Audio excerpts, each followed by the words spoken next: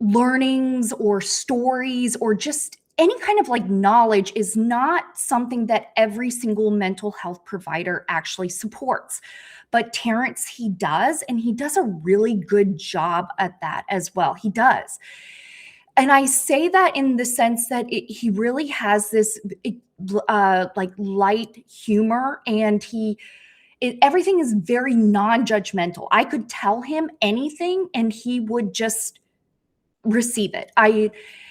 So that is my experience working with Terance, and that is the reason why I wanted to connect with him to do a live, because he has so much knowledge to share. And I definitely recommend finding a mental health provider that can support you with any type of sexual stuff, because there's so much growth that can happen when you tap into your sexuality. Like it is quite expansive. Anyways, so today we are going to be talking about, so Terance is also, it's Terance Schmidt, and we're going to be talking about, or his, Terance is Hypnotic Enhancement. So that's the name of his company. So I'm typing that in the chat. Terance is hypnoticenhancements.com. This will also be linked in the recordings and the, delete. This will also be linked in the recordings and the article that I will include, which will be a summary of this recording, because I like to also have a written document as well that just kind of prefaces some highlights that we talked about, so that it's just there. You don't have to necessarily listen to the entire length of the recording. You could just get the bullet points. So I just like to include that with the lives, because that's something I like. So I like to give that. So it's hypnoticenhancements.com. That's how you can access Terance's website, and you can connect and also do a booking as well with him. And he has, I think, a recording. Is that right?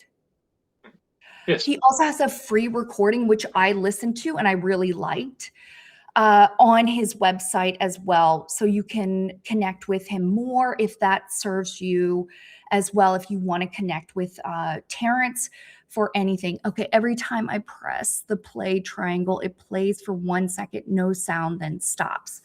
Huh. Interesting. Bruce is just typing in can you log on to a phone? That might be easier.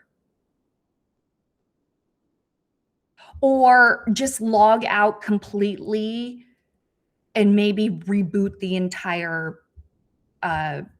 system, computer or technology device that you're using.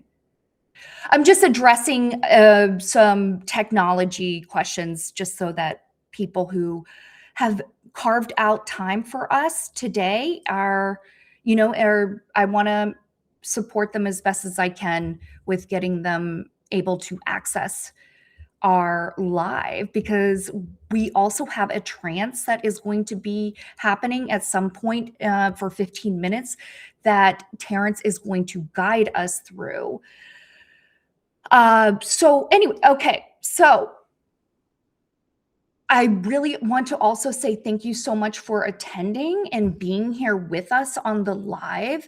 It's really great to have people show up and also ask questions and get involved, because bringing actually like awareness to ADHD and sexuality, I have found to be quite eye-opening for me to expand and grow as a human being. And I just don't think that there is enough of this talked about.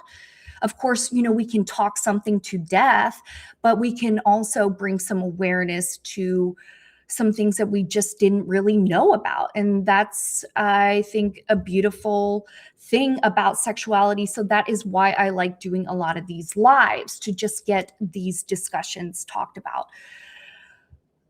So there will be some sexual words and language and content that maybe will be discussed in our live, and there could be explicit language.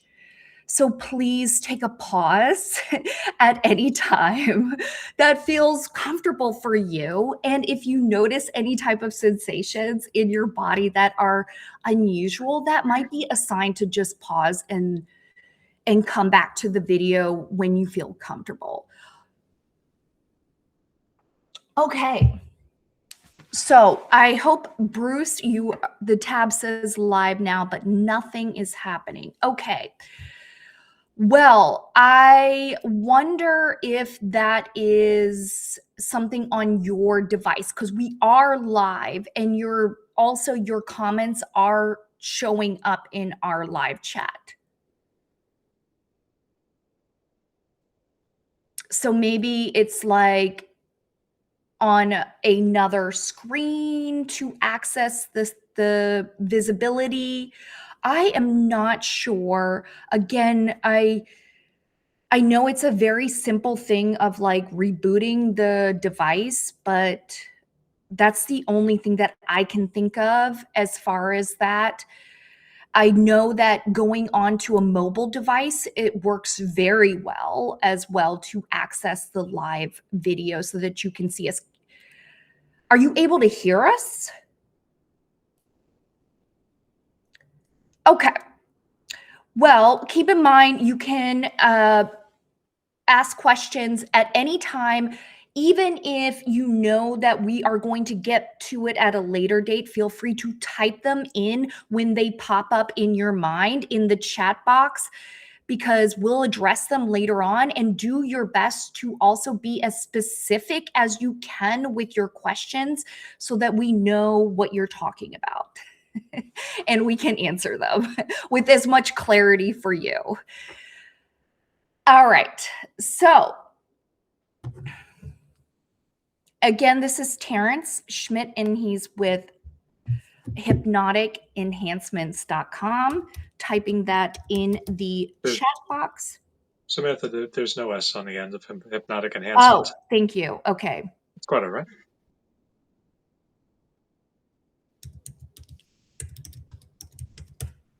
hypnoticenhancement.com. Yeah. And we're talking about sex and ADHD brain today. All right, so Terance. Yes. I found some questions, and again, though, I want to flow with our live. So if there's something that you're thinking of, or you want me to go straight into the questions, what's best for you? That's a great question. All right. Let me ask you a question. What do you think of when you think of the challenges that ADHD people face with sex?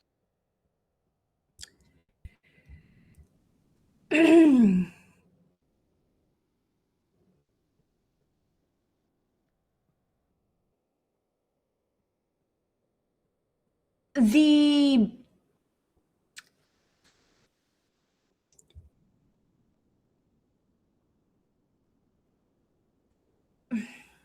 kind of not really being super vanilla, or also there's that side, but there's also, there's nuances, there's variations that are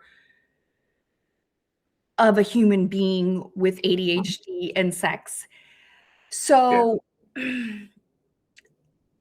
for me, it was owning that I just like a lot of variation and being able to express that without feeling like I am a weirdo or a shitty person or too much, because I like a lot of stuff. There's like, that's very fulfilling for me. But I've also had to also have empathy for my lovers who are like, Whoa. Yeah. Whoa, lady. Right? Sure, Where are sure. we going with this? That You comes know? up. That comes up. So yeah, you've identified a couple of things. So there's the wanting a lot of novelty, a lot of Yes, newness, a lot of variation. That comes up. It can be a problem for a lot of people because exactly. you get into a new relationship and yeah, it's a lot of fun. It's all novel. It's all new. It's all exciting. And then suddenly it's not. And Exactly, the drop. yeah, yeah. And without that novelty, things can really crater if you haven't learned to address the things that the ADHD brain needs. Doesn't necessarily need, new lovers all the time, new positions all the time, Right. crazy sex orgies and whatnot. But there's stuff it needs. And why does it need those things? It's because it's looking for that dopamine. And there are many ways to get dopamine that, don't necessarily involve, you know, throwing away your entire life and running off to Borneo once every 3 months, Are which you reading my mind? I'm reading my mind. Isn't it amazing? Behold the psychic abilities. I can read my own mind. But you and I have very similar minds. Therefore, when I read my mind, it's like reading yours. Amazing, isn't it? Yeah. That's that's one of the things, I think personally. Call me crazy, but I think that when you're looking for help with ADHD, you might want to find someone who also has ADHD. That way we know what you're freaking talking about. Exactly. What a Yes. concept. So Exactly. yeah, like you, I've done the search for novelty. I've been in the BDSM community, ran a BDSM munch, am an active pro dom. Part of my work. You know, Thanks for saying been that, there, done Terrence. that, Yes. done the polyamory thing and all that stuff, and yeah, all the crazy stuff. Of course, and we look for that, and we hope that that will give us everything we need. And then one day we wake up and realize it doesn't, and we got to figure out what's really going on with this ADHD brain that we're driving or that's driving us. Yes. So, yeah, figuring out how to deal with that. That's a big part of the challenge. And then there's other challenges like distraction. I don't know if you've ever run into that. Probably you have, where you're getting into it and it's fun, but then the mind starts to wander. Actually, that's a big part of why we look for the novelty. It's to keep us from getting distracted. Normally, if we're doing the same thing over and over, by the third or fourth time, maybe sooner, our mind is wandering off and getting distracted by all these things. That's actually one of the things I'm going to touch on in the 15-minute hypnosis session, is I want to help people learn to deal with distraction effectively, because that's such a big part of ADHD. Everything you do in ADHD, you're going to have to deal with the impulse for distraction. Now, Yes. well, we've been around for a minute. Maybe we've studied this ADHD thing, and we start to realize that distraction is a part of us that's scanning for danger, basically. It's fantastic if you're, a tribesman walking through the jungle, always on the lookout for a lion or a tiger that might eat you. But, fantastic adaptation for that sort of situation, but not so good for things like keeping a modern day job that doesn't involve tigers and lions, or being in a sexual situation where you want to be able to focus on something long enough to get off and not have to be, you know, clowns and dominatrix outfits, or whatever the flavor of the of the hour is. Yeah. So how do you do that? It's a great question. Glad I asked it. Yeah, I think I have noticed that with other people. For me, I haven't, I guess, had that issue with the distraction because I've been able to just be, I'm like so engrossed. Like I just, Hyperfocus. Yes, exactly. Yeah, which I haven't, it has affected some of my relationships where they have felt inadequate Mhm, because of my hyper focus on them. mhm, But the distraction, I think, is something that I've noticed with women where it's like they start to think that there's something incorrect with them, right. and That like it, that gets into that becomes a spiral that takes a person out of sex. Happens for men and women too. A lot of times a man will get into his head, am I performing right? Am I doing it right? exactly. Is this right? Is that right? Is that right? Am I losing my erection? Oh no, I don't want to lose my erection. The spiral spins around and all of a sudden, yeah. And the cure for that, and women too, am I doing it right? Am I looking right? Do I smell right? Yes. Are all these things right? And things dry up. Shocking surprise. That's because when the focus, it's just like public speaking. You probably heard me say this when in the speaking dojo, talking about public speaking. Guess what? It works in sex too. And that if you go to give a speech in front of 20 people, 100 people, 1,000 people, what have you, if you do it, if I do it, we're going to have a very similar outcome. That is to say, if we go in and we're thinking about what are they going to think of me? Right. If I'm thinking, what do they think of me when I'm giving a speech? I'm going to get real stiff and I'm going to have a really hard time, and thoughts aren't going to flow out of my head and out of my mouth. Everything's going to get screwed up, and I'm going to have this experience that we call lack of confidence, right? Mhm. On the other hand, if you, me, anybody goes in front of an audience and we've Yes, got this, the audio. yeah. Can you hear me? Yes, it just Okay. went slightly off. Yeah, I just had a I'm not used to taking these things on my phone, so Oh, it's as it fine. happened, I got a spam call. So, Just love those. right. Okay, let me make sure that I've got enough volume here. All right. Can you can you say something? Yes, hi. Okay, kind of quiet. All right, I that's all right. see all the heart So, emojis, thank you. cool. Ah, yes. So we get in front of an audience though, and we're thinking about not what they think of me, but I've got this great thing to give to them, and I'm just going to share it.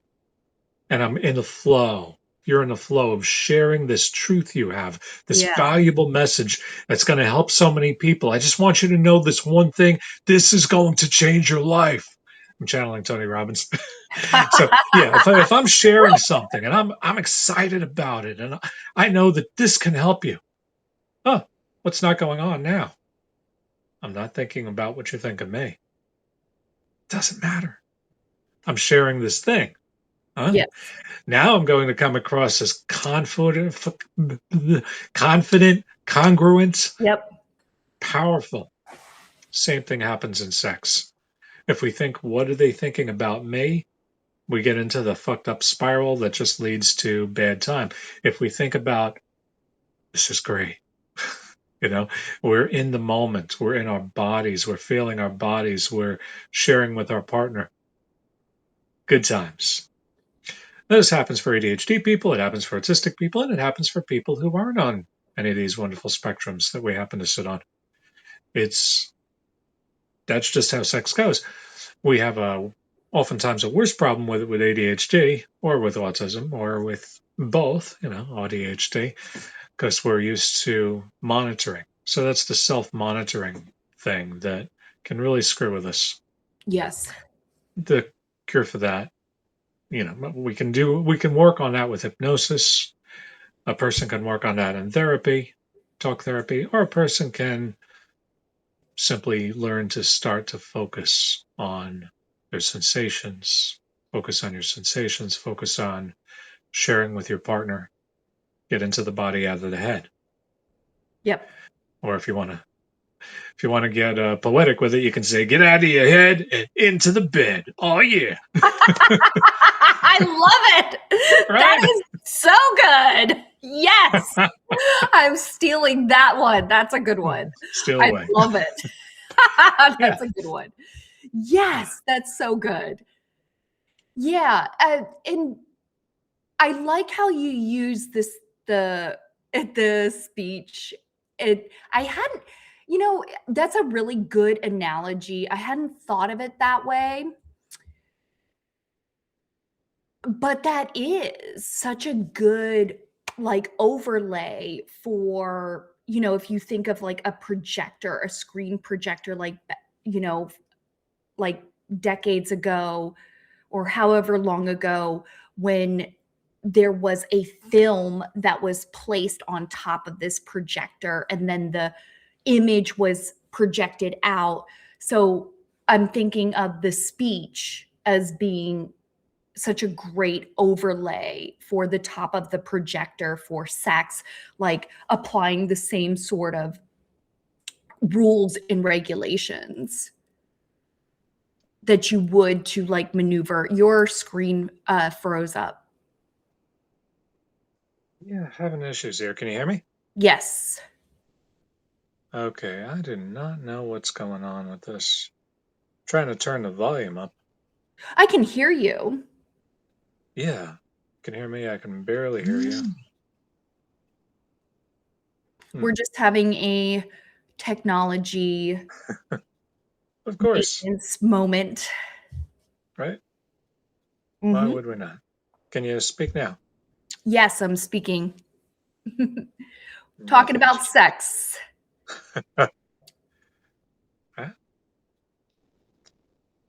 Okay, am I still frozen? Yes. I am. All right. I'll have to log out and come back in, I guess. Okay.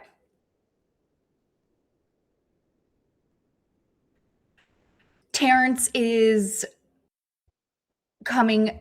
He just logged out and he's logging back in because he had a technology screen issue on his device. Bruce, I'm sorry that I hope that you can figure out the live setup.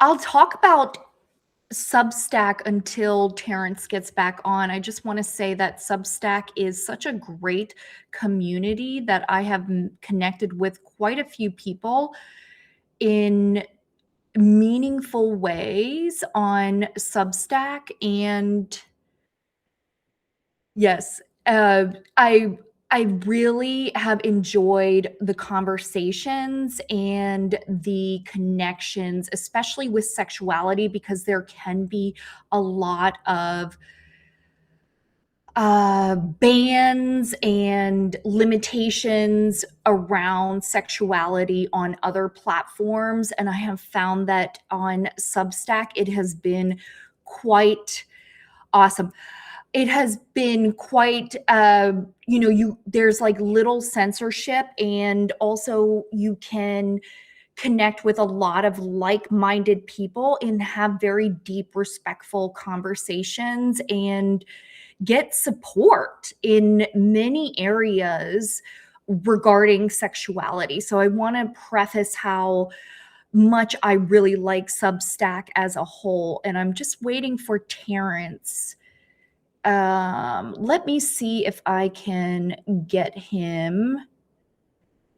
Yes, thank you for saying that. We're going to do so. Type in any questions, by the way, that you have. We will get to them at the end of the session when we're done. Oh,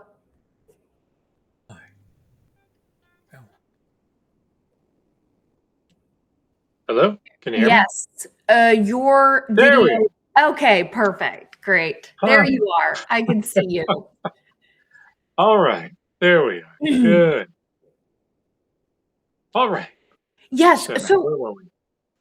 well, I was just talking about Substack. I don't remember where we were, but Mhm. when I started talking about Substack, I'd like to also preface, if you'd like Hey, to, Bruce.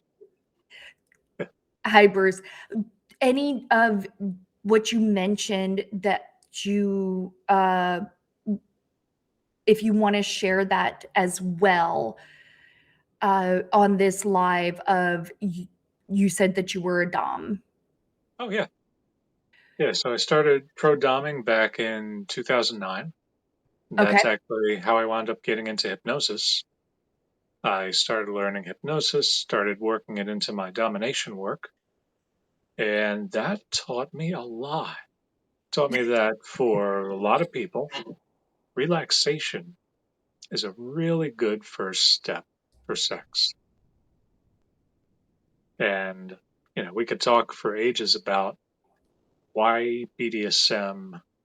Oh, you know what? Let's talk for ages for why BDSM helps ADHD people.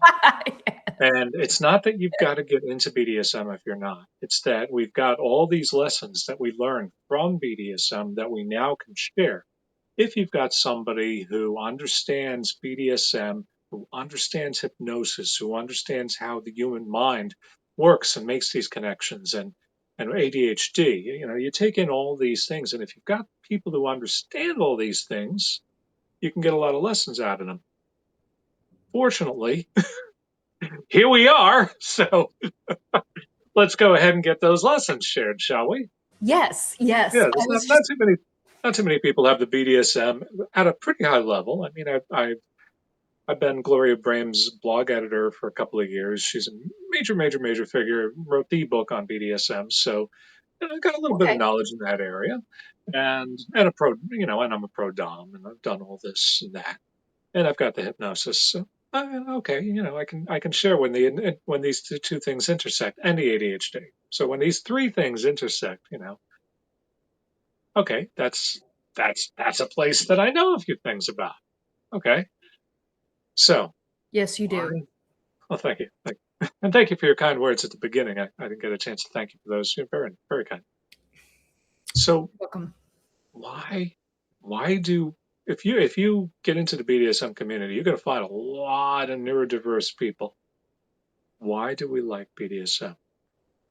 And the reason is, for a lot of people, it takes the pressure off. Yeah. It's A because it's person, clarity. yes, I like knowing what is going to happen. hmm It's right, it's so fulfilling. Like it's like, all right, well, I can do this because I know. uh-huh, Yeah, yeah, got clear roles, clear exactly. expectations. Yes. If somebody wants you to do something, they'll fucking tell you. Yes. One of the craziest things you notice when you get into BDSM is consent goes from yes or no to, all right, let's pull out this checklist. Yes, And we've exactly. got a whole That's freaking a great thing. checklist. Yes. And yes, hell no. Talk to me about it in the moment, blah, blah, blah, blah, blah. There's, you're doing a freaking intake form before you have sex. Yes, And exactly. that's clarity. That takes a lot of the pressure off. It allows a person to shut their mind off and sink into the experience. If somebody is tied up and they're ball gagged, there's not really a whole lot you got to do at that point. There's no expectations upon you. The That's rope and the ball gag, they tell you what the expectations are, and you're going to fulfill them. It's fine. So there's all this clarity and there's this dropping of pressure because it's all laid out and you know what to do. You don't have to worry about mind reading. You've already figured things out. You don't got to worry about performing. That's all taken care of. Now, does that mean that if you're neurodiverse, you got to run down to your nearest BDSM munch and join the BDSM community? And no, it means that there's something here that you can learn from. Ah, so one of the things you learn is lower the pressure. I've got an ADHD partner. We've already discussed. She said it's okay for me to share a little bit. Thanks for And saying that. wanted a little bit, so you're welcome. Consent is important. It is. It's very Your important. audience, my audience, the kind of people that I respect and care about, consent is very important. So yeah, I mentioned that. Yeah, I've gotten consent. So we have a fairly vanilla sex life, and I'm satisfied in it. She's satisfied in it. How? We've incorporated a lot of these lessons from BDSM without even meaning to, but it's just like this is where I come from, so I know these things. And one of the things we learned is take the pressure off. So she said one of the things that helped her the most is when I said, take your time, Yep. because it's very common for someone to feel like, oh, I have to have an orgasm soon, right? You know, they're doing the thing. I've got to perform. I've got to come. I've got to have an orgasm, and that's pressure. Exactly. Pressure is the enemy of pleasure. I agree. Yeah. So Yeah. we take off that pressure. Take your time. You don't have to come. Just be in your body. Enjoy this sensation. Or not. If you're not enjoying it, let me know. I'll stop. We'll do something else. There's absolutely no pressure. There's no ego. There's no blame. There's just being in the moment. And when a person is given permission to be in the moment, to feel what they feel, experience what they experience, no more, no less, no expectations, well, good things can happen. That part of the brain that's always scanning for danger. Mm-hmm. Yeah, that's the part that gets distracted. That part starts to calm down. Ah, even the ADHD brain can have that calm and that focus. And it doesn't necessarily have to be the hyper focus of something really freaking intense. Because that's what BDSM gives a person, right? It's intensity. The the flogger's hitting, the ropes are tight, and what happens? A person on a physiological level. Now we're going to talk about physiology. I'm going to dart around a little bit, but I'll circle Yeah. back. So one of the best books. I don't know if you've heard about it yet. Have you heard of Lisa Feldman Barrett's book, How Emotions Are Made? I I want to say yes. All right. Did James Tripp? He mentioned it. Yes. Okay. Okay. So And then yes. I for did dabble into it. um, I did dabble into it. I go ahead. for the audience, James Tripp is one of the most forward-thinking and amazing hypnosis trainers that I'm aware of. I can't say in the world because I don't know all the trainers in the world. I mean, I probably know most of them, but I haven't trained personally one-on-one. Well, not one-on-one, but in a class. I'm in James Tripp's um, client shifts academy. Oh, okay. I'm also in a bunch of other schools too. Yes. James Tripp is one of the foremost thinkers. Timothy September is somebody that I identify as a looper. He runs Enter the Loop. He Yep. is when he talks, I take notes. And I've learned so much from both of these guys, and both of them are pounding on how emotions are made. It's so good. James Tripp, that's Tripp. I just saw a comment come up. Yep. That's not on So the page. yeah, yeah. Get your hands on that book, devour it. If you're in the hypnosis world, if you're in the people helping world, or if you just want to understand how your brain works, devour the book. And here's the principal takeaway from that book is that emotions are not hardwired. You don't have a part in your brain that's arousal and another part that's anger and another part that's mad that Missy got to go with the guy that you wanted to go to the prom with. That's not how the brain works. What happens is your body has sensations. Your heart starts beating faster. Adrenaline starts pumping into your veins, causing your mind to become much more awake and active. Your Yes. focus starts to narrow in on exactly what's happening right now, not what you were thinking about is going to happen next week, not that thing that happened 3 days ago or 15 years ago. No, no, no. It's right now. And your breathing starts to get a little quicker. Now, what's happening? What's the emotion? Your brain looks around at the context and creates a story around it. And that story explains the sensations you're feeling. So the story, based on the context, it might be I'm in danger. Heart's pounding, focus is narrow. Maybe there's somebody standing there with a whip and you're handcuffed. I'm in danger, right? Or the story could just as easily be I'm having a really hot sex time Yeah.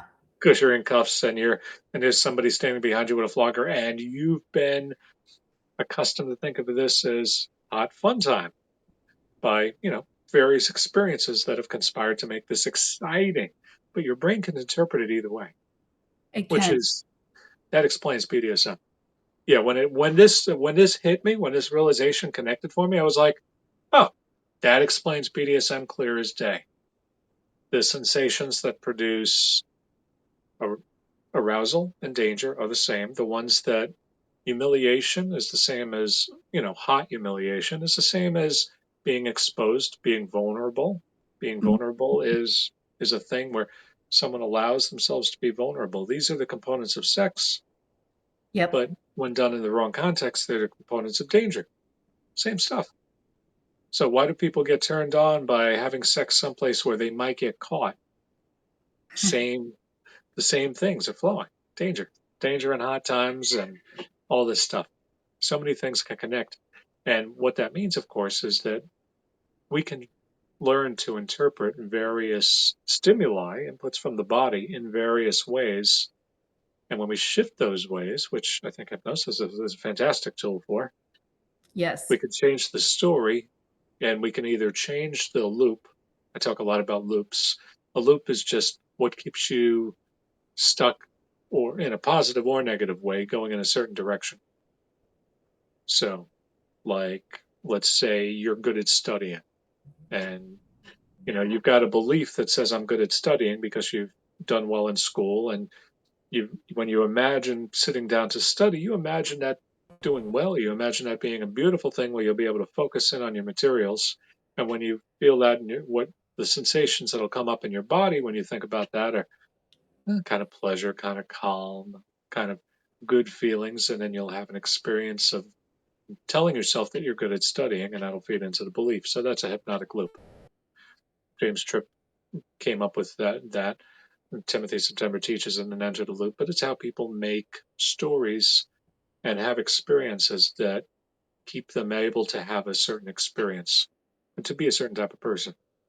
Now, that can be positive, that can be very, very, very negative if Yes. somebody has a belief or an experience or a physiology that same loop can be a very different loop.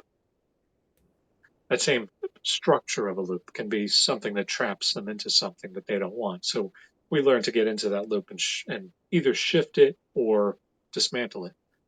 So the same thing when somebody's having a negative thing, maybe every time they go to have sex, they get this feeling in their body and they can't enjoy sex. Okay, we could dive into that and change something in there so that it dissolves the whole thing or shift it into something that's a lot more fun. Yes. So through BDSM, we learned that that's one of the physical realities that showed me that Oh yeah, this is Lisa Feldman Barrett's dead on.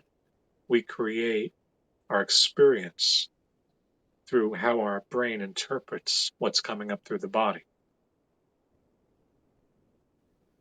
I talk about BDSM just because it's one, it proves it, and two, I'm familiar with it. You're familiar with it. Probably a bunch of your audience is.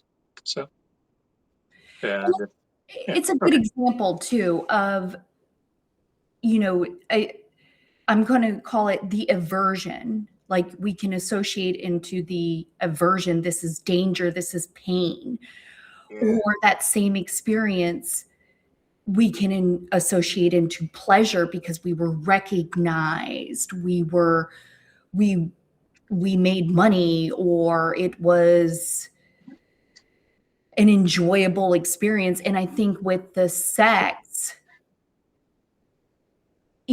since this isn't talked about, and the education just isn't around, there's so much misunderstanding. So it's so much easier to associate into the negative if we do not have the skills or the tools to really advocate for our needs, our Mhm. wants, things like that, to express them. Because, in the movies, you know, yes, you can have that in the movies, but how do they get there? We don't see that. Mhm. That, the how is left out. They just go right into it. They don't have these beautiful discussions that need to be, they don't, so that is left out. But anyways, I like In how our you explain. Go ahead. in our society, sex is you're supposed to know how to do that. Yes. If And you if you don't, you don't, don't get any. exactly. And so it's like, well, what do I do? Like, I mean, for me, I ended up with a lover, who helped, so I definitely say that, like, for women, if your male partner is encouraging you, that's not a bad thing. That's actually him saying, I want something more deeper with you. And so it doesn't need to, I mean, you can take it, go ahead. Yeah. I would say encouraging has to be looked at carefully so that they're not pushing or coercing. So, with that caveat, so someone's encouraging you to be what you want to be, do what you want to do. Let's talk about those things. Let's explore what you want. That's great. When someone's saying, Yeah. "Okay, let's go do all the things," that's a totally different thing. So I want to make sure that anybody listening knows that we're not advocating for Thank you. someone to push someone into something that. Thank you for clarifying that, because there is a huge difference, right? There's someone who is like taking control of the entire dynamic and kind of like forcing their framework or everything that they want on you. And then there's the flip side of, let's uh what do you want? Like, yeah, I Yeah, want to help, do this with you. right. Like, there's a difference. And it's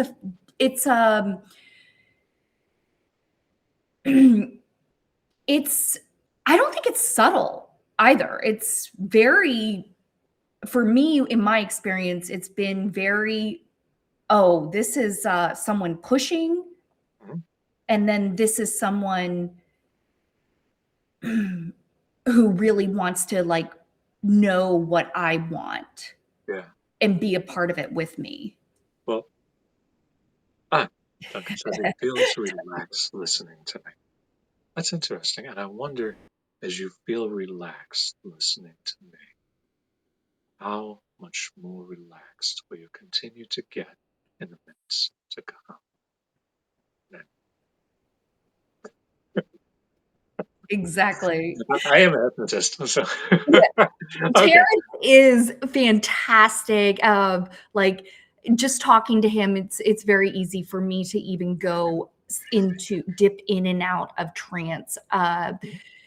His voice I also find to be quite soothing, and yeah, and he's been a hypnotist since 2011. So, yeah, take notes. So, what you're experiencing is very, I've also too. I did see the time. So, I want Mhm. to ensure that we do the trance Oh, yeah. and then we can go into the depth of like more conversations and topics. I love that idea. Okay, okay. All right, awesome. I just saw that it's I guess in my mind I'm thinking, the 60-minute mark Mhm. and then including yeah, it's different time zones. Oh, yeah. Well, yeah. So, I'll let you take it away on this part. Okay. Now, here's what I'd like everyone to do as you're listening to this and you're watching it. If assuming that you would like to participate in this and you would like to have this experience, I would just like you to watch Samantha as she begins to go into trance. Because the funny thing about human beings is we have mirror neurons in our brain.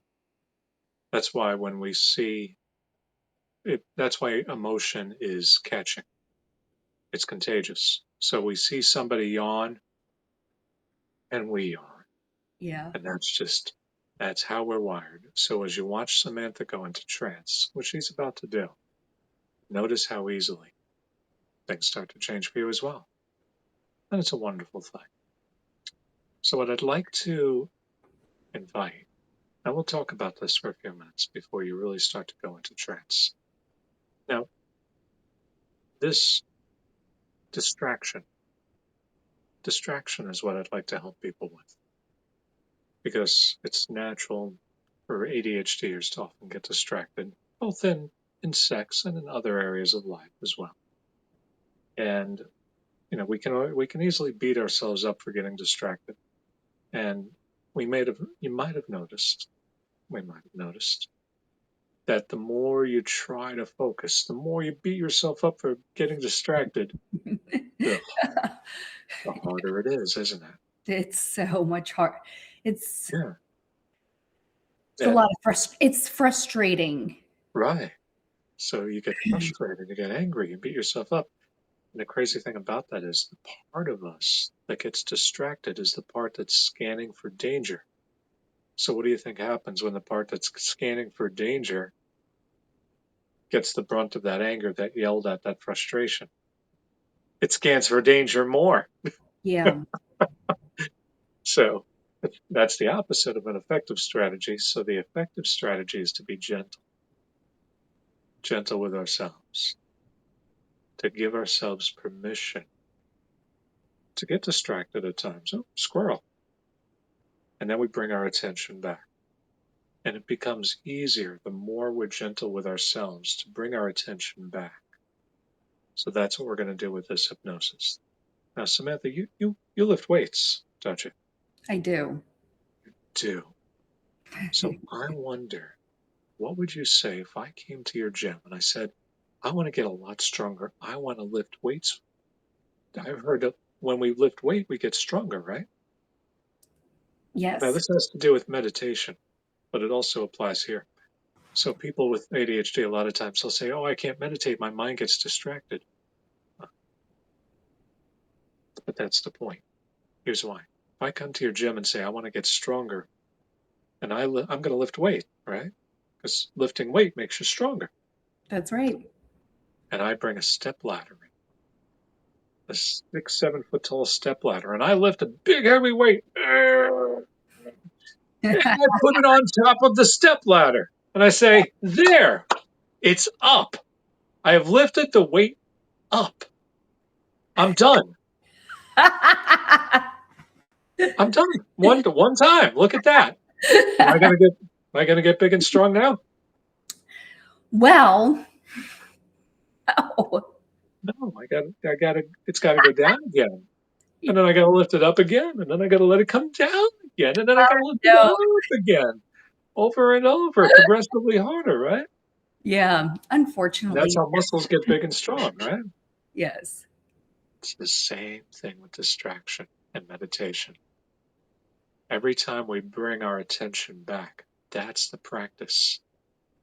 So you sit there, you're going to be a meditator, and maybe you're trying to clear your mind totally, or maybe you're focusing on a candle or a sound, and your attention wanders, and you beat yourself up for it. No, no, no. Don't beat yourself up for it. Say, okay, you catch your attention, you bring it back. And then something pulls your attention away again. And you go, ah, bring it back. And again, deep breath, bring it back. Now you're building a practice. And this practice enables you to, you'll get distracted. That's okay. And you'll bring your attention back. And every time you bring your attention back, when you realize the purpose of it, you realize this is the practice. This is how you're making it easier to focus, dive into something, to feel what you feel in your body. And this is how sex works. You know, if we're doing something slow and low key, there's pleasure, and the pleasure's building when you can bring your attention back to it and keep experiencing it. Builds, and it builds into something amazing. So we develop that ability. And yeah, and I notice that you've closed your eyes. I think that's a perfect time to start to go into this hypnotic trance because you're already experiencing something happening. And I wonder, as you look inside yourself and notice what that something is that's beginning to have a change, that part that's beginning to simply relax a little bit. And for all the people watching, they can notice Samantha has closed her eyes and is beginning to have this experience that we call sinking into trance. Yeah, and that breath. And as you join us in this experience, I don't know whether you'll close your eyes, sink into trance, or continue to watch Samantha. But you have the experience of hypnosis.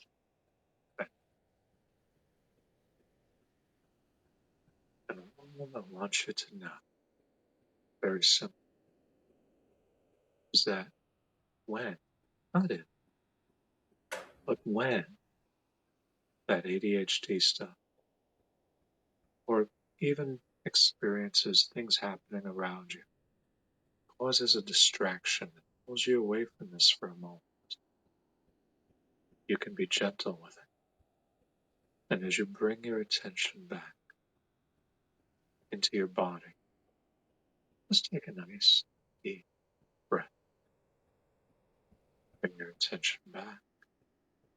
And allow yourself to sink even deeper into this experience now. And it is easy to begin to experience now. Because as you notice in your body what it is that's shifting, yeah, maybe the breathing is getting a little deeper, or perhaps So you might be breathing a little bit slower. The shoulders might be beginning to drop. Or perhaps, I wonder if you'll notice the way the head could start to drop down a little more. I wonder if you start to feel a softening of the stomach muscles, or whether those legs might start to get heavy. And will it be the case that the right arm gets heavy any quicker than a left leg can sink into deep relaxation? And there is no need to do anything. And even if, when there's a distraction, as you gently return your attention to your body to notice these shifting experiences, allow yourself to take a deep breath and sink even deeper still into experiencing what's happening inside your body. And that's the magic that I hope a lot of people are learning, that there's no reason to get frustrated or upset with oneself or that part of oneself that causes that distraction. Because this is the practice. Every time that part pulls your attention, looking for danger or novelty, or whatever it might be looking for,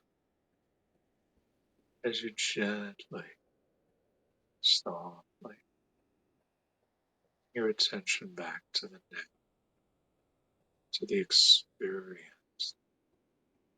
that you're having in your body.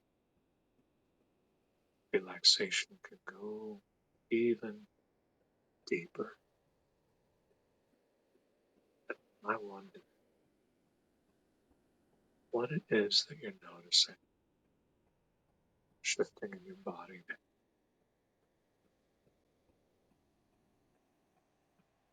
now.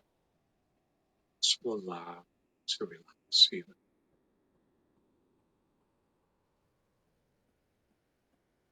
as you're going deeper into your own experience. There is this experience that you know well, where your attention can drift. And I'd like you to go ahead and deliberately let that allow the attention to wander. And now bring it back into your body. And that's what happens.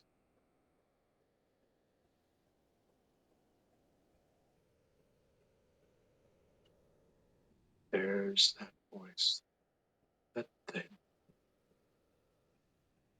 causes the attention to wander. Go ahead. Let it wander a second time about whatever it thinks about. And then notice the body. And take a deep breath. And sink into the body. And this is how the practice you practice. Learn that it's okay. Sink into your body, to feel into your body.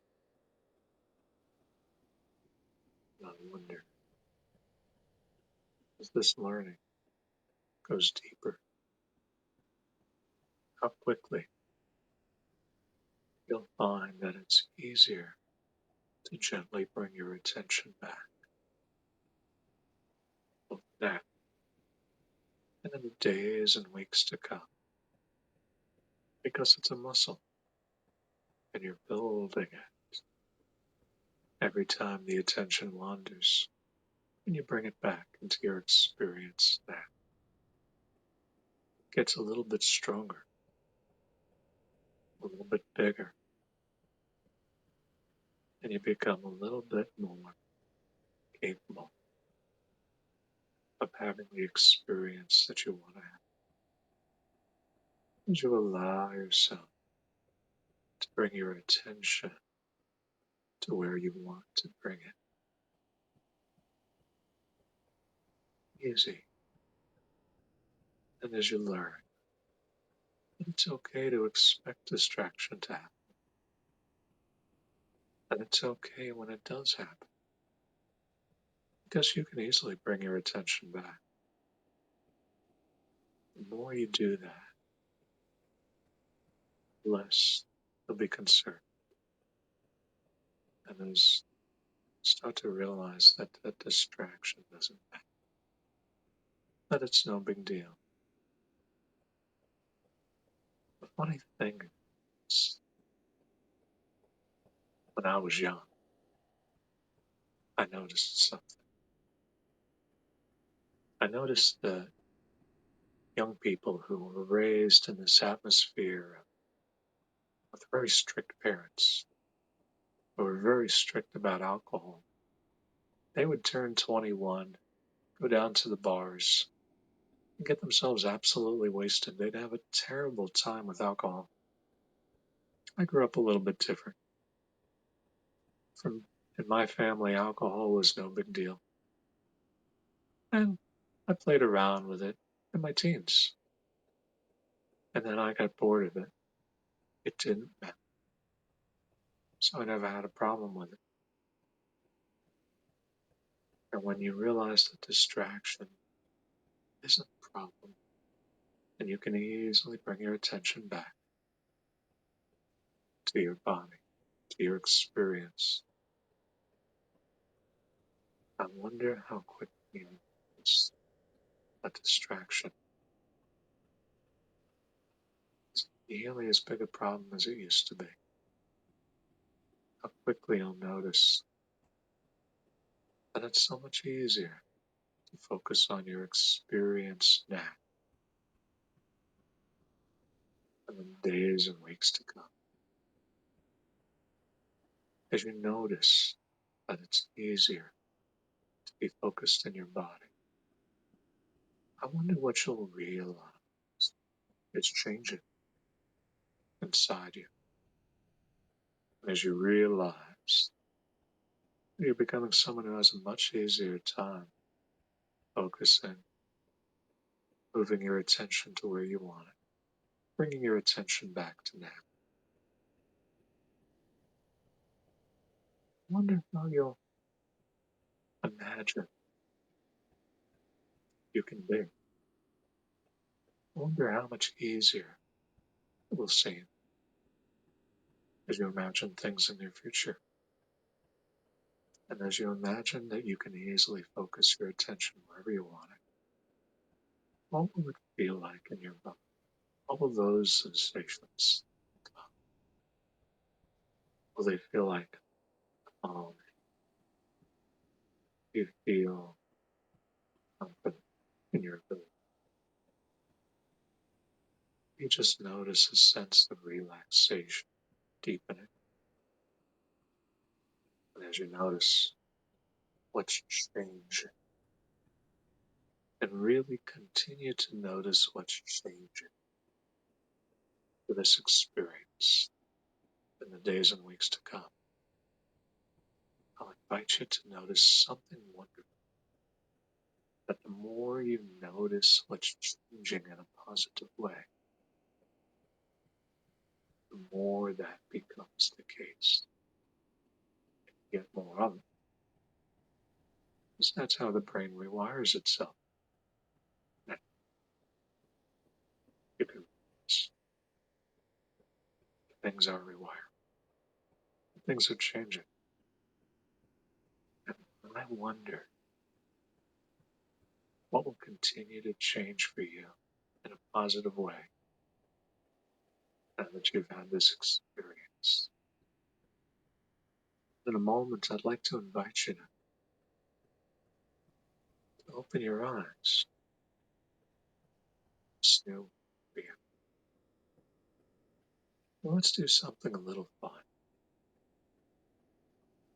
I'm going to invite you to open your eyes and come out of trance. Or open your eyes just as though you are in a trance from the neck up. And notice that your body can go even deeper into peaceful relaxation and trance. Once those eyes open, the body goes deeper in trance.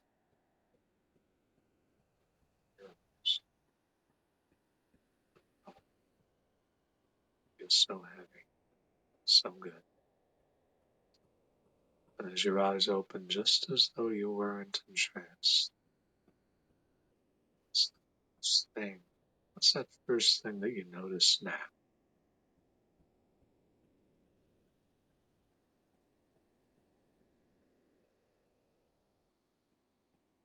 What's the first thing? Yeah, what do you notice right now?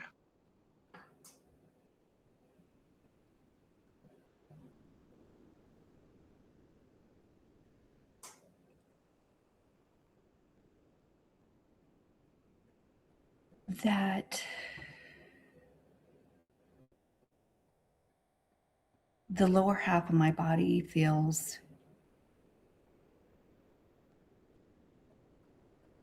heavier. And I didn't notice that before. Yeah, Like I wasn't paying attention to even my legs before. yeah,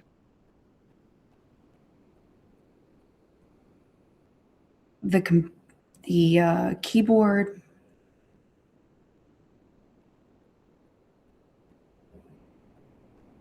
but what I noticed was I can feel when my body goes into parasympathetic, when my digestion turns on. And it turned on shortly after we started, and I could feel my stomach churning, and that to me is a symbol of me just completely relaxing yeah. in my body. That's my body's signal. And I felt that pretty quickly. Yeah. But I also feel my back, and before I didn't feel my body very much. I was here, but I just didn't feel the weight of my body, if that makes sense. Yes, weight of your body. Mm-hmm. Well, as you feel the weight of your body, what does that tell you?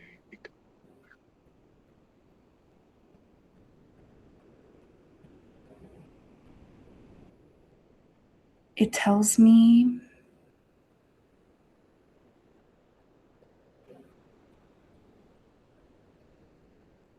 that I am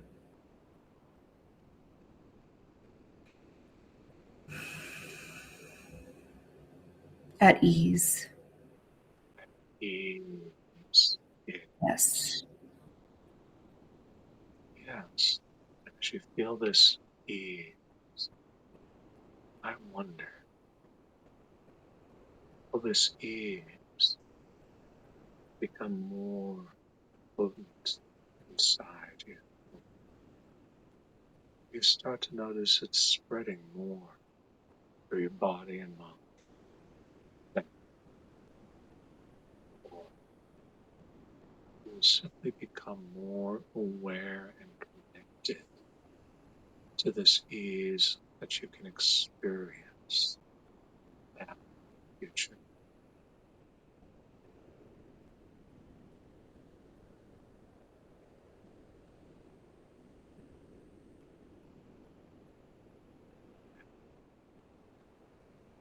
Let's just close those eyes.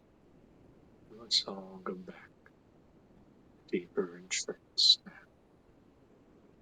to this beautiful experience where it's easy to learn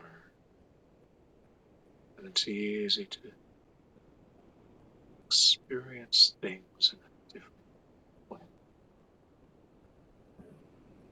Because the essence of change is experiencing things differently and having different experiences.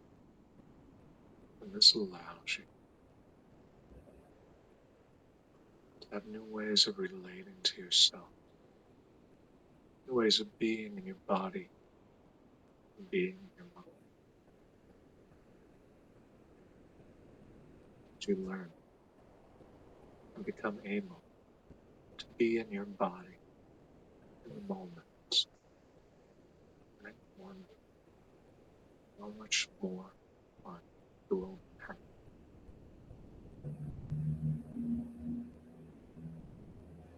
Now, your unconscious. It's wiring these things up easily and efficiently behind the scenes for you. A way that can allow you to be gentle with yourself and gently bring your attention back when it wanders off. And as it hooks this up for you, I want you to understand that this work will continue tonight when you sleep, because the brain is rewiring itself. And it can continue to do so as long as it needs to, until you find yourself able to be gentle with yourself and gently bring your attention back and strengthen this muscle. And notice how this allows you to be in your body much more and have much more fulfilling experiences. Now, as I count in a moment from 1 to 10, I want you to open your eyes, become awake and alert with your body feeling light and energized, just as though you'd have a wonderful, wonderful power nap, because hypnosis works just like that. It allows you to feel good, feel energized, feel wonderful. Now, 1, start coming back to now. 2, with a change fully intact. 3, feeling the energy rising in your body. 4, as the eyes start to open now. 5, go ahead, take a deep breath, breathe it in. 6, breathe out as you stretch your body, energy returning now. 7, as you realize what's changed now. 8, you're wide awake and alert, feeling wonderful. 9, 10, hello and welcome back. Hi there. Hi. That was great.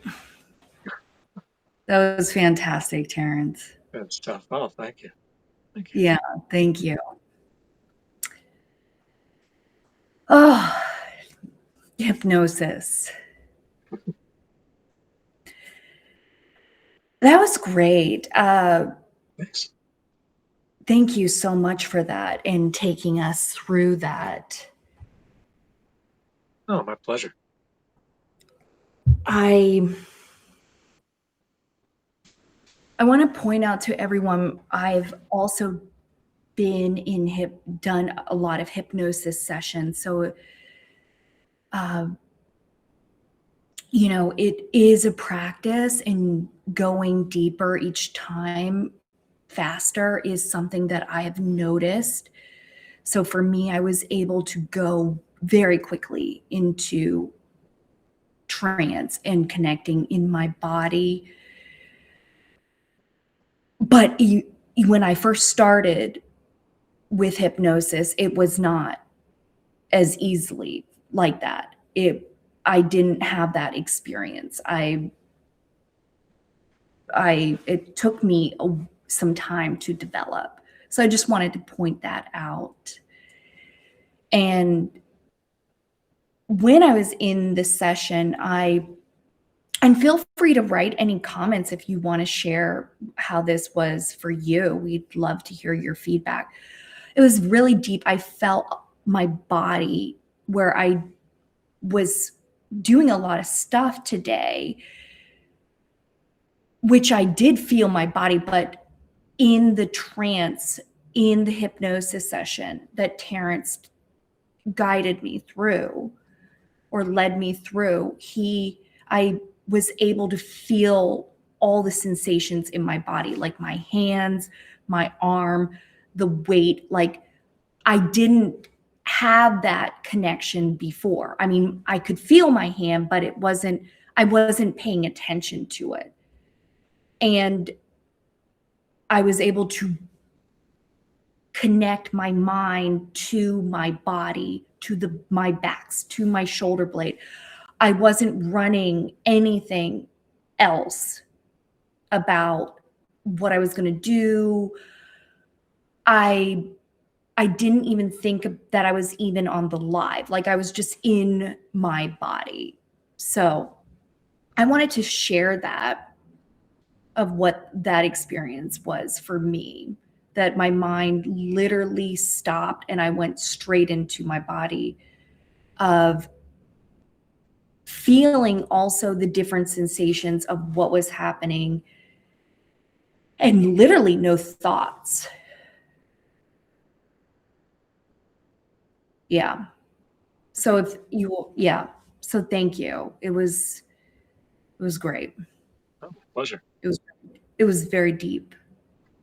Good. Yes. Good. Good. Excellent.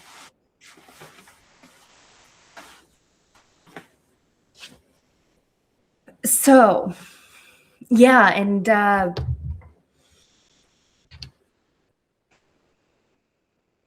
thank you.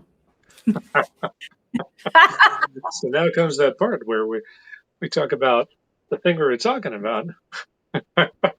Yes. See. Yeah. So, I think that And wide awake now. yes. the I, I for me the hypnosis was, yeah, in being gentle. I think, what I've noticed for me is that a lot of people, they have, and I do too, but I would need to train myself longer, but it was s- sometimes easier for some people to just do certain things in life that was quite a bit more challenging for me. Mhm. So like as a child, I was I was just, I had a lot of physical energy too in my body, and I would like to touch things, and I was just very big with my body too. And growing up, I was very much like, just be a child, like, you know, and my parents were stressed too. So they were, doing the best that they could, but I also had a lot of energy as a child and would want to go do a lot of things. But so doing something like, so what I noticed the difference is some people, it's like, well, just go do this. And for me, it wasn't necessarily as easy for me to just go do that. I really had to build in the habit, and it would take me sometimes longer. And going back to what we talked about, was the frustration was I would intensify and make things so much more difficult for myself because I would judge myself and I would internalize the judgment of maybe how someone was reacting to how I was behaving. And I would internalize that and make it about me. And I'm this issue. And I would judge myself even more of, well, it seems because I could logically say it's so, well, like this makes so much sense. But in the moment, it really doesn't feel like that at all. It doesn't make sense. And Yeah. I would need really more time to, to settle down, to decompress, and or to give myself some more time to develop the habit. And I think having, the being gentle, or like for me, it's like the compassion, being gentle, of also then saying to myself, well, I'm going to need extra time, like 30 minutes. Maybe it takes this person 5 minutes, but I need an hour. Yeah. And also giving myself, and that's like part of the gentle thing. And with sex, like with my thing with teaching with a lot of women is, his arousal or his erection does not mean you're ready, and then also saying, Yeah. I need you to finger me, or I need you to go down on me for 30 minutes Mhm. because that's what my vagina needs. And Mhm. just because you're erect doesn't mean you can't get erect again, or that's just what and so to really speak that outwardly for your body or what you need. And I think even just saying it out loud, like, it takes also a lot of the discomfort, and even me, just even the awareness of, "Oh, I'm like, this is what I'm doing again," and not finding necessarily some sort of thing that I need to manipulate myself into doing, right? That's also been hard because I've wanted to control it so much, Yeah. of like just being very wild or like distract. So I've also given myself like also the time, like, I'm going to binge this TV show. Mhm. And I just do it now. I don't judge I give myself, oh, this is what I'm doing. Okay. Yeah. For some people, this is offensive. I have violated a lot of rules in Mhm. their rule book, but for me, this is what I like. Yeah. And I'm not hurting anybody. And Mhm. it's not what they would do, but Yeah. I've also needed to have that kind of thinking of, I'm not necessarily going to follow other people's plan. And that's the same thing with the arousal. And I think that's also the difference with the ADHD brain, is also having this kind of mentality too.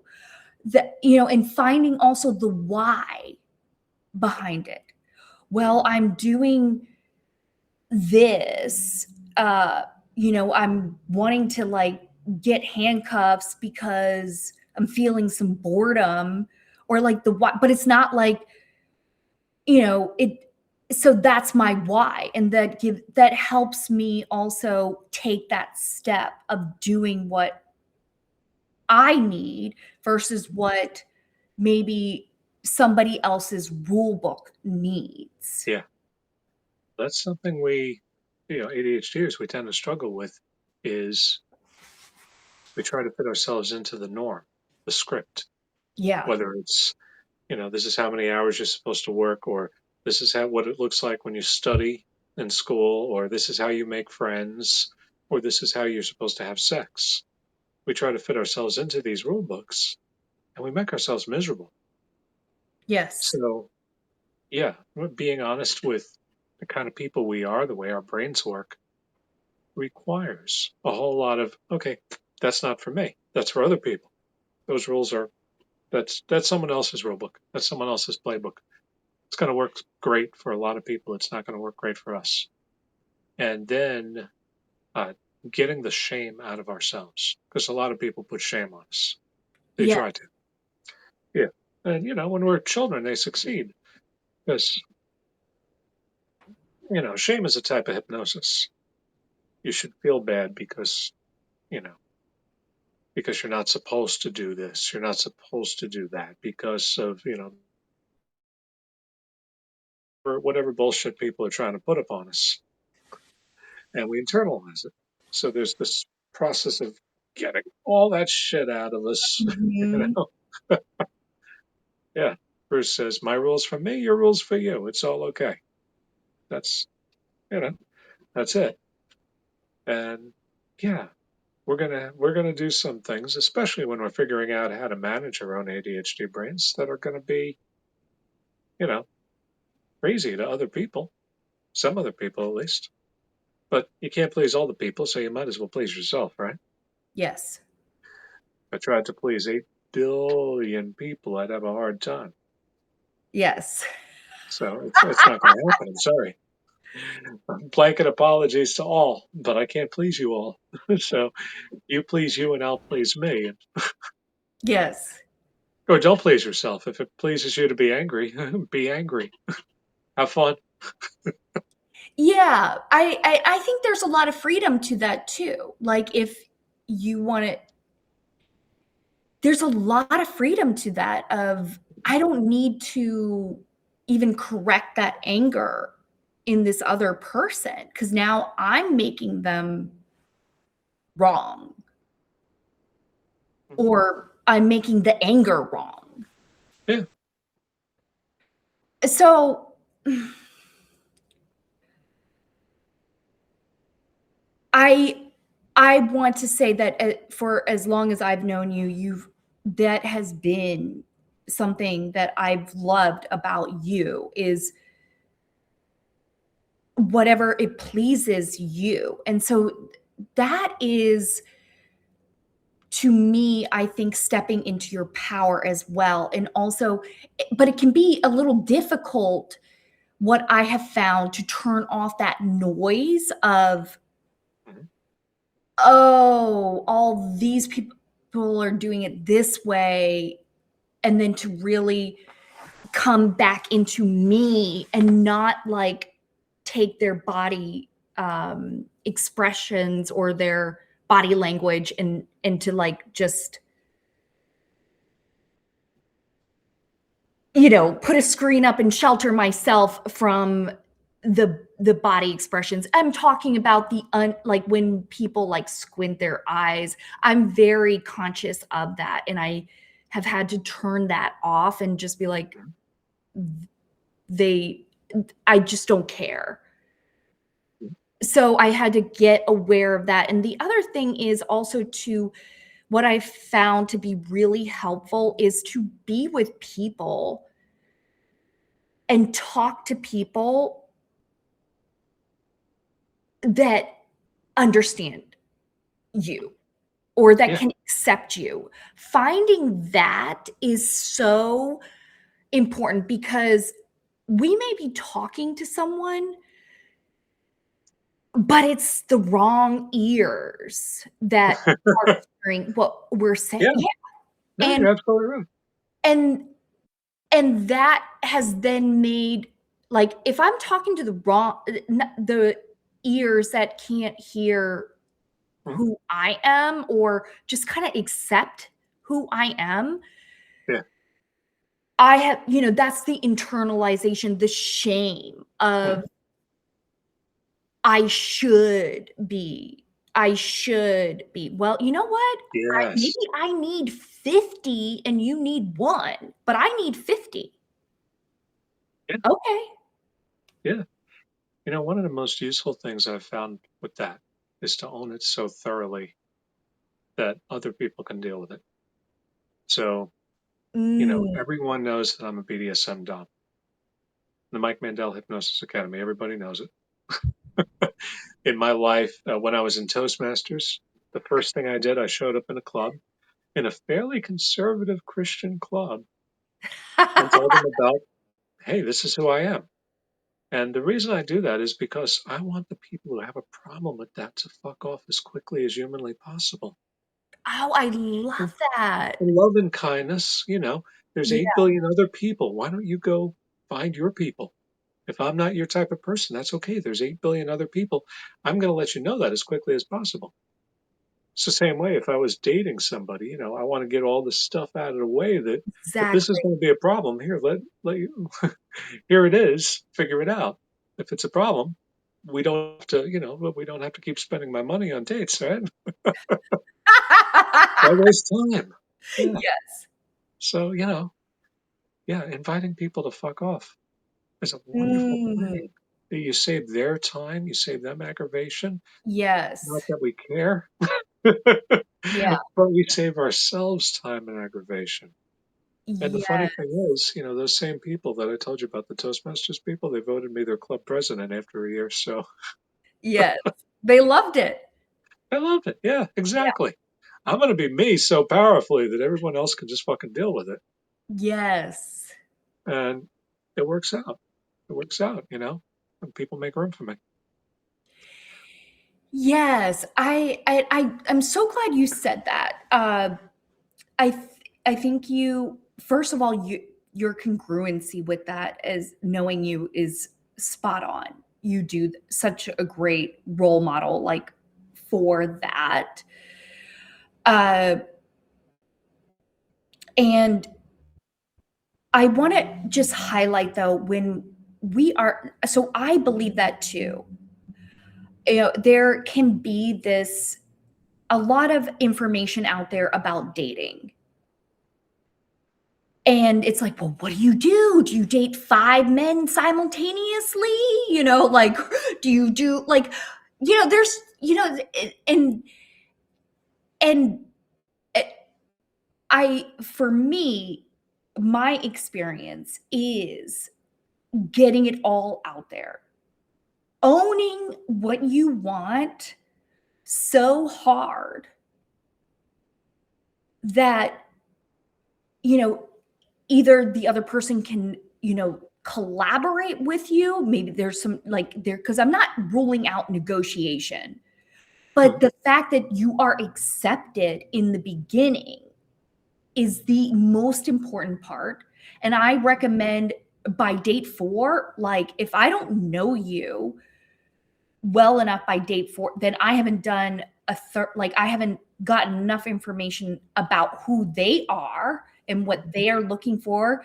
But it's really also just owning all of you, like saying who you are, what you are. And this can take time to develop, but research and actually take some time to are you heterosexual?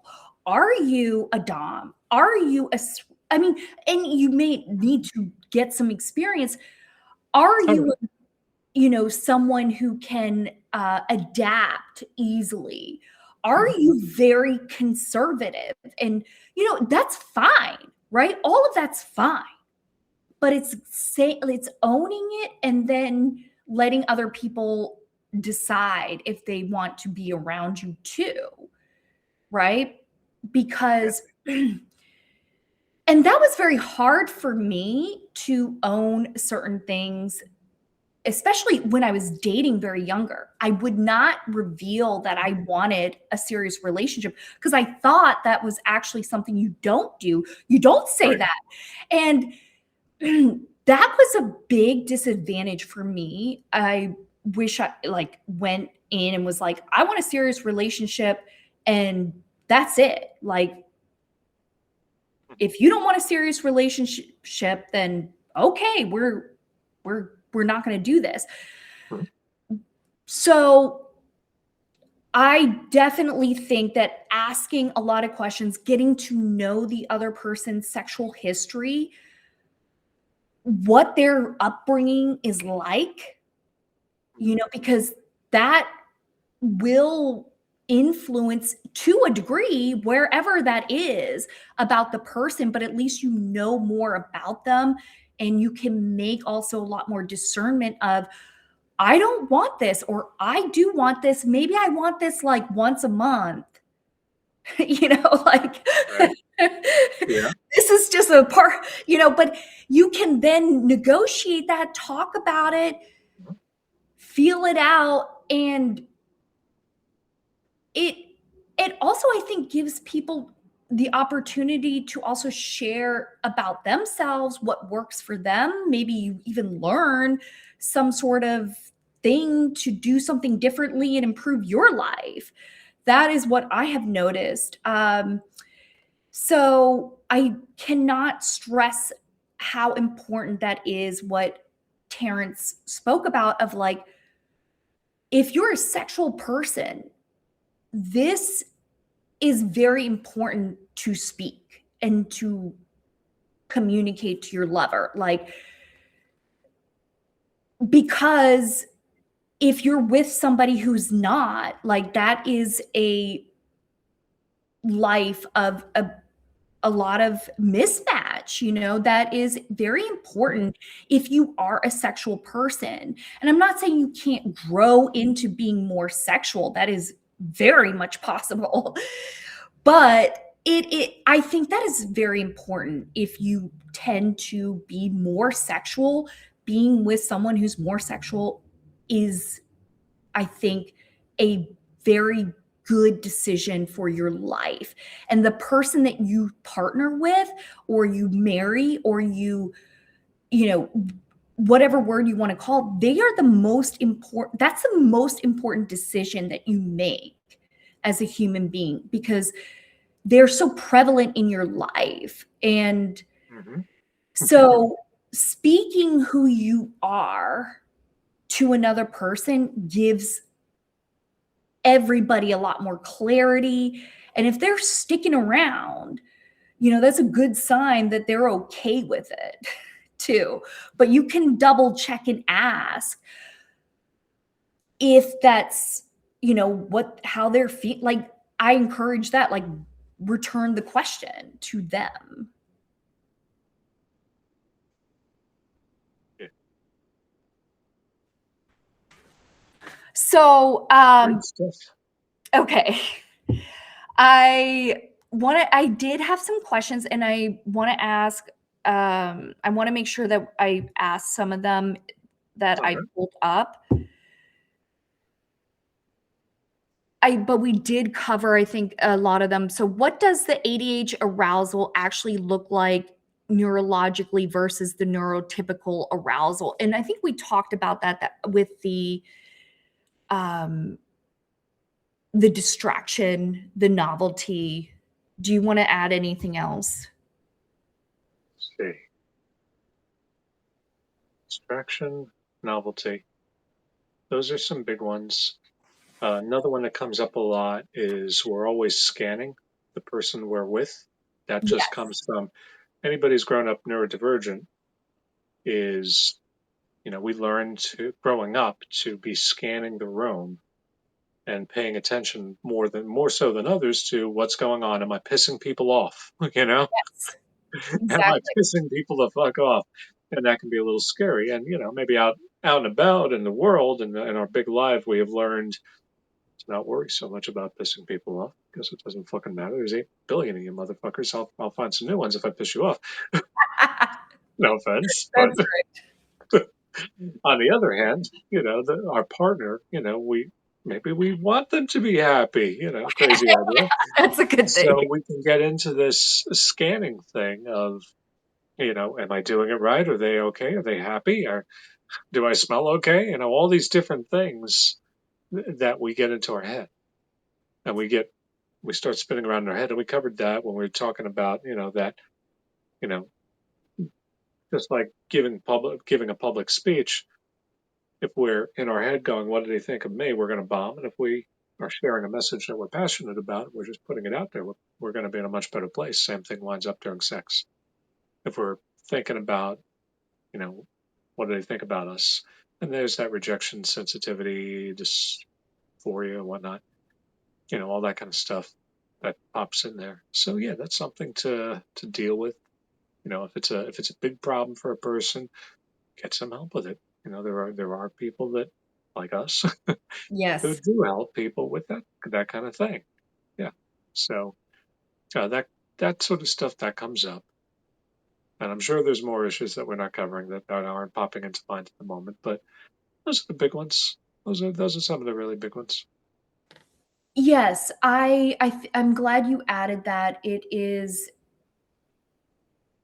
and I think also even communicating that to a love partner that Oh you yeah, want to do that can be, I don't know, just like transparency, clearing the air, yeah. and It, it it doesn't just have as much power when something is spoken either. Like, they don't feel like I have now more permission to ask questions like, "Oh, I know," because so and that's one thing that I talk about is, how to communicate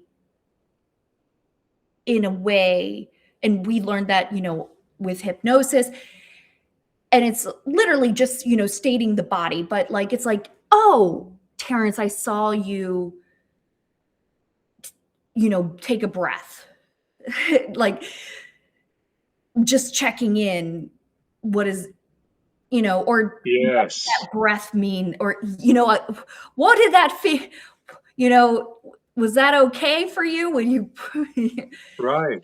it's that permission to get curious, because if I don't say that I am super conscious of everything that you're doing with your body, like I have Uh-huh. noticed it before you noticed it, then it can be a little like, whoa, like this person is like inside of me. And Yeah, it's you just bring. the fact that I'm so aware of the body or what is happening. And I now have trained my brain to like turn that off, but I now have permission to ask you, which actually deepens the intimacy connection of like, oh, Terrence just does this quite a bit, and this is a very good sign. So when I see that, I'm like now feeling even more uplifted and positive because Terrence is happier. Mhm. You raise an excellent point. One of the best ways of handling the rejection stuff, rejection sensitivity thing, is naming it, putting it out there, and creating a context. By doing so, you're creating a context which you call permission to this and that.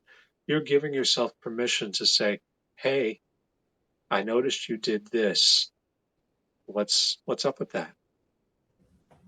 In hypnosis, we do that all the time, especially in the into the loop thing that I do, where someone will I had someone, they looked up to the sky as they were saying something about their boss, but I raised my hand up like this and looked up like they were looking, and I said, "You did this. What is this?"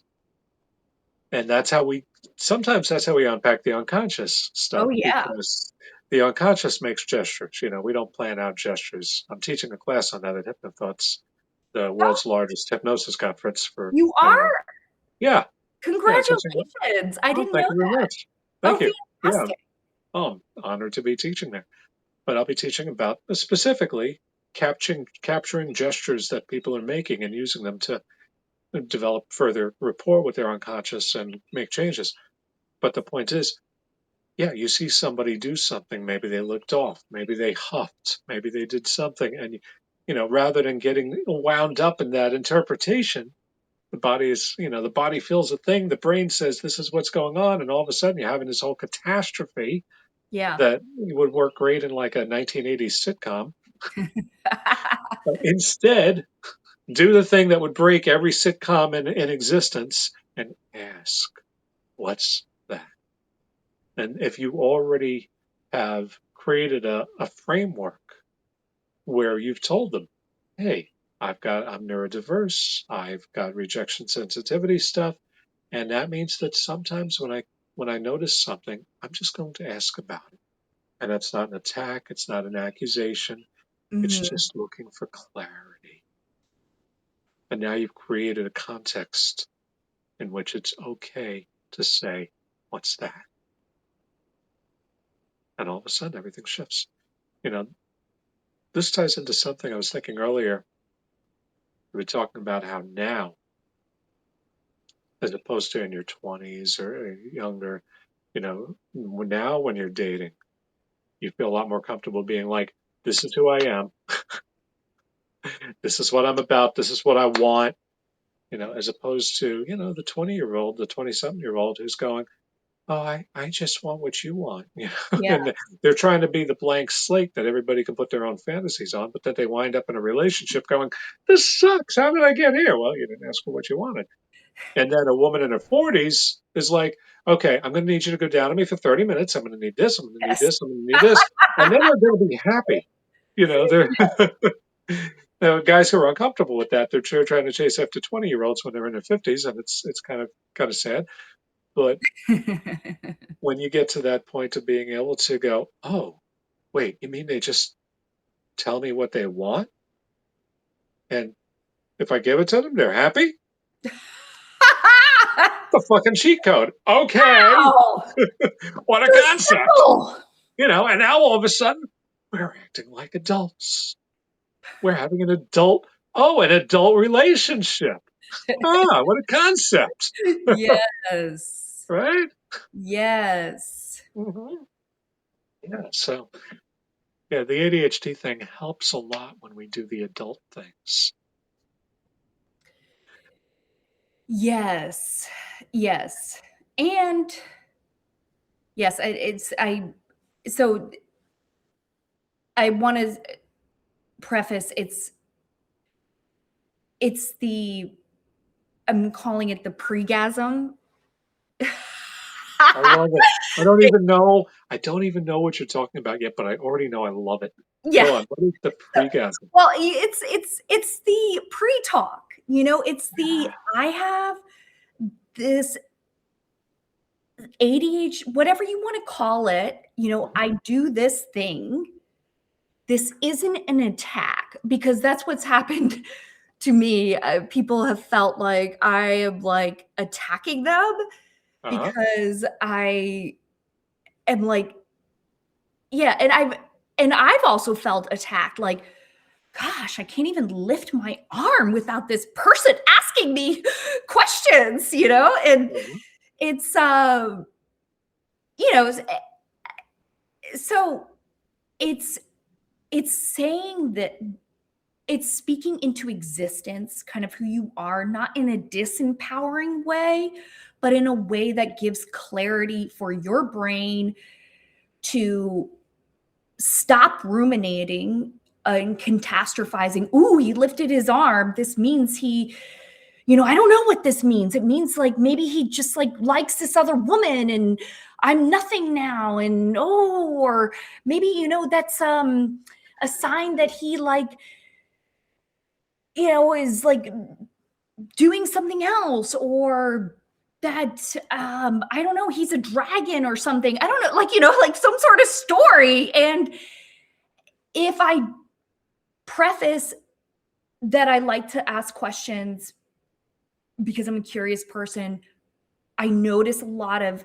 body language and I do really well with other people when I ask for clarity of like what they just did and then they tell Uh-huh. me what it meant. And it also deepens my connection with the other person. And it's something that I'm just a curious person. Some people have taken it as an attack, but I'm not really coming from that angle. It just is how my brain works. And saying something like that is something you can use yourself and then craft it in your own words. But it also, I think that the bottom line is it's also deepening the intimacy too. It turns off my overthinking in my head and to also be more present and then know the other person. So it's like so many benefits by doing the pre-gasm talk. Yes. Yes. You know, it's funny. When I was in my 20s, so I was married when I was 24. Oh, I didn't know that. Okay, Oh, cool. it was great. I swore I'd love her forever, and after 2 years, it felt like forever had come and gone. But you get all this advice that says, "Oh, you got to communicate. Just communicate." The fuck does that mean? Yeah, what does that mean? Yeah, So abstract. yeah, yeah. It's when you start getting into these specifics of saying, "Okay, sometimes I'm going to ask you a question. What does that you moved your arm, you breathed in a certain way, you said some certain words. I ask you this for something. That's just for clarity because I get I get in my own head. I get riled up. Sometimes when I ask a question, I know from experience it can come out sounding almost like an accusation, but please believe that I never mean it that way. Now all of a sudden you've set this framework in place and you can have this clear communication. Oh, it does wonders. And of course, for the ADHD brain, back to everything we were talking about with you know, the scanning for safety, which is really what all that's about, scanning for safety, that calms down the distraction, which is a form of, looking for safety or novelty, that calms down, well, danger, but, all the stuff that makes it hard to really, so well, much of the stuff that makes it so hard just can calm and relax. And now you can have a good time. Ah, yeah, It does. It yeah, it really does. And if you haven't done that before, right? If you haven't done the pre-gasm before, uh-huh, it can feel a little daunting or choppy, uh-huh, or it might not, because you're like expressing yourself. So for me, when I'm expressing myself, it's like a relief. mhm, yes, And yeah, so and also keep in mind you can't control how the other person receives it. no, you can't. And And that that, says a lot about them versus you. That is uh-huh, something that, going back to that screen, it's mhm, saying something about them versus you. yeah. And Yeah. it goes back to that thing I said where it was like, I'm going to put myself out there right up front, and those who don't like it, now they can fuck off, and that's okay. So the sooner you have those kind of talks, the sooner you see. Are they going to blow up? Are they going to flake out? Are they going to disappear? Okay, thank God I can move on to the next. But if you do that after you've invested 2, 3 years in somebody, 10 years in somebody, God forbid, it's like, oh my God, I don't want to risk this investment. You know, Yes. yeah. Yes. So do it, chop chop right away. Exactly. Yeah, Exactly. Yeah. and Go give ahead. yourself permission for it to for it to suck. One of the Mm. best pieces of advice I've ever seen in my life. It was on this show. I think it's called Steven Universe. I never actually watched the show. I just saw the meme. And it's this little cartoon dog or something that says the first step in not sucking is sucking. Yeah. And that's just everything in my life that I've ever gotten good at. I have started out sucking at. And that's true for everybody, more or less. Yeah. So, okay. Yeah. The first time you have an adult conversation like that, give yourself permission for it to suck. That's the hardest part because you're like, what if it sucks? Well, okay, it's going to suck. Now what? Oh, well, okay. If that's okay, then it's okay.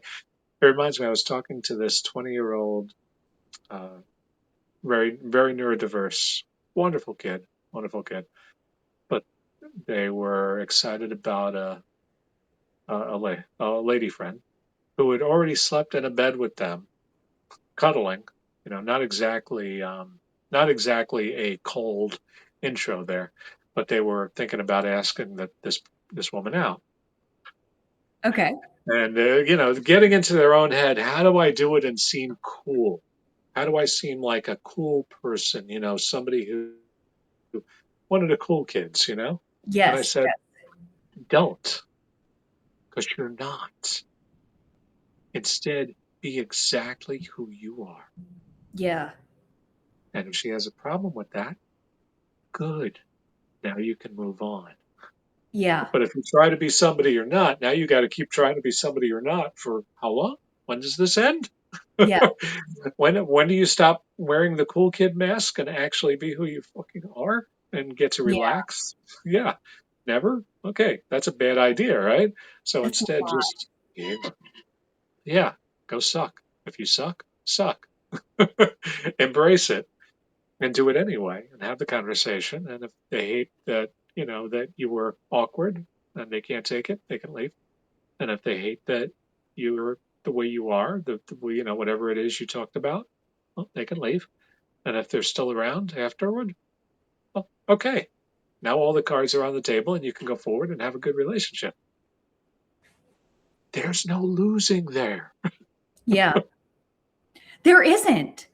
But at the time, it feels very I know. daunting. I mean, I I know.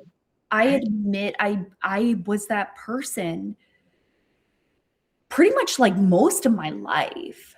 Hmm. Yeah. And it Yeah. wasn't intentional. I just didn't know how to do it any differently. Yeah. And I I it I just to also highlight on the benefits of doing that, you also connect better with the people that are meant to be in your life. That's the best part of it. Like, Mhm. yeah, okay, this person, maybe you like this person. Like, yes. And maybe they won't like you. Yeah. That is very possible. People do not like me a lot of the Mhm. time. But the people that do like me, they are rolling with me. We are like, we're good. Mhm. We're good. Or we're good enough.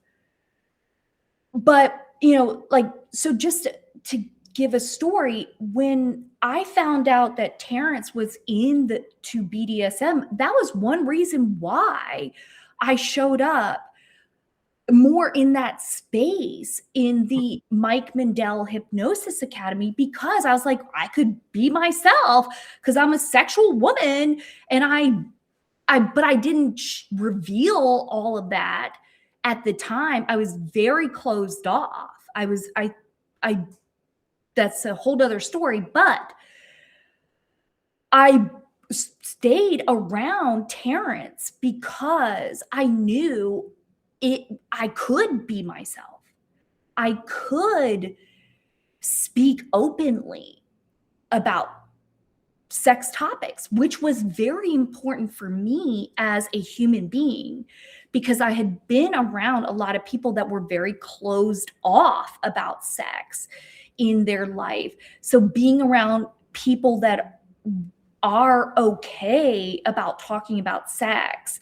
I mean, I don't, and I'm not talking about having a sex conversation all the time. That is not what I'm talking about here, because it's not like that. But knowing that if I need to, or if I want to, or I can have spicier conversations, that was very attractive for me to be around people like that.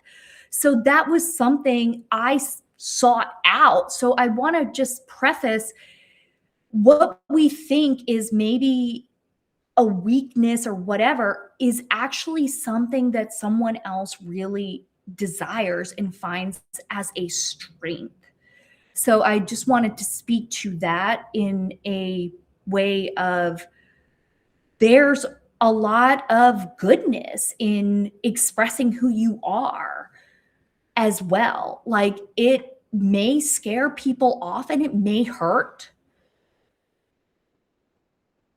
but it can also be very fulfilling to connect with people that want meaningful, deep connections with you because of these tendencies that you have. Yes. Okay. Yeah. That's a wonderful thing. I Yeah. didn't realize that my putting myself out there and being who I was made it easier for you to be there. I'm glad to hear it. Yes. I imagine it's Yeah. probably the case for a number of people. Oh, and by the way, BDSMers in the hypnosis world. A Yes, funny thing there happens. A funny thing happens when you put yourself out there as being who you are. People like you are just like, exactly. I I post quite a bit more on my Facebook page, which is my personal page. I post quite a bit. I get a lot of thoughts and I really like my thoughts, or I find them charming. Anyway, so I I have met a lot of people have messaged me. They're like saying to me that I am expressing what they're thinking and a lot of people that are in polyamory have been reaching out to me and talking to me, and it's been a bit overwhelming, but that is very true.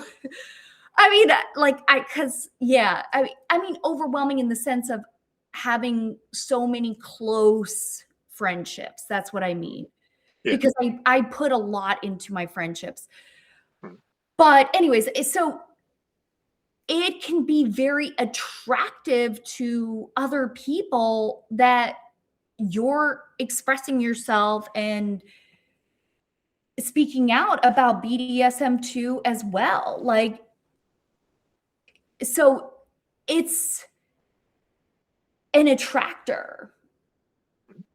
Yeah. Yeah. Yeah. It's just like, it's kind of like marketing. In marketing, if you try to be the bland, okay for everybody, it doesn't go very well. It's like everybody will tolerate elevator music, but nobody wears the t-shirt. Nobody's got a t-shirt that says elevator music. Fuck yeah. You know? Okay, I get it now. Yeah. But when you put yourself out there and say, this particular brand of freakiness, this is what I am, you're gonna get, all the people that are into that coming along and saying, fuck yeah. Yes. Yes. And so it's like also saying, well, I don't want everybody as well. There's 8 billion people in the world. What would I do with all of them? Yeah. Yeah, and I think that also for me when you're saying that I get out of my head and I'm just more direct. Mhm. Yeah. So I just want to look at any more questions that I Mhm. wrote down.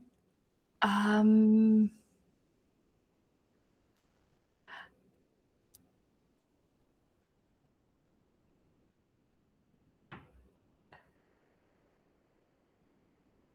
okay, I think this is a good one that I'd like to ask, and I think that's about it because I think we covered the others very well. The medication libido conversation nobody's having, hypersexuality versus shutdown, why ADHD creates these extremes, and what's actually happening in the dopamine system, if you want to. Oh, that's a broad one. All right. I'll go ahead and forewarn everybody. I am not the expert on the neurology of ADHD. I work with people more from a hypnotic perspective and help shift how the brain is behaving, which is a little bit different. And I don't work with medication at all because I don't have any of those qualifications. But now the hypo versus hyper arousal Yeah. and dopamine. Yeah. So there's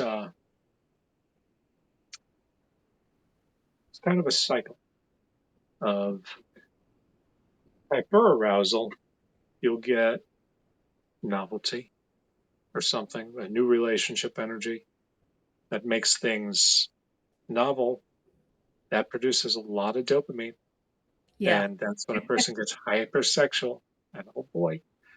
And then hyposexuality. And for anybody who's not familiar with the terms, hyper is generally too damn much, hypo is too damn little, which is kind of bullshit because there's no right amount, there's no rule in the universe. As James Tripp likes to say, there's no rule in the universe that says that you've got to have this much or this little. That's right. But it's more like, if it's too much for you or too little for you, or sometimes it's running my life and sometimes my partner's complaining because we haven't got it on in 3 months. Okay. But hypo, that can be a couple of things. One, bored. You just, nothing's hitting the dopamine. There's no novelty. And your brain is desperately searching for novelty, or it has shut down. The other one is the shutdown. So those of us on the ND various spectrums, we can get overwhelmed.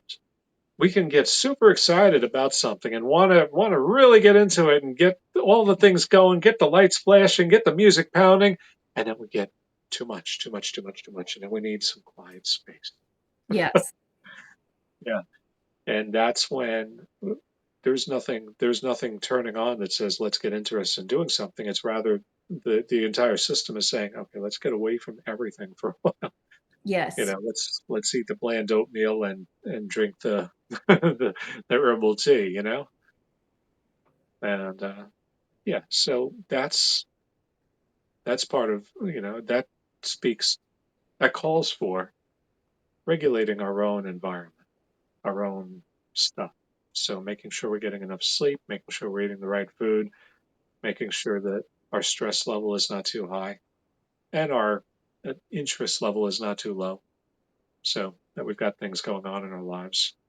Kind of having a balanced life makes it easier to get past the hyper versus hypo cycle. Now, medication, that can be a tricky topic. Um, Yeah, we don't I think it was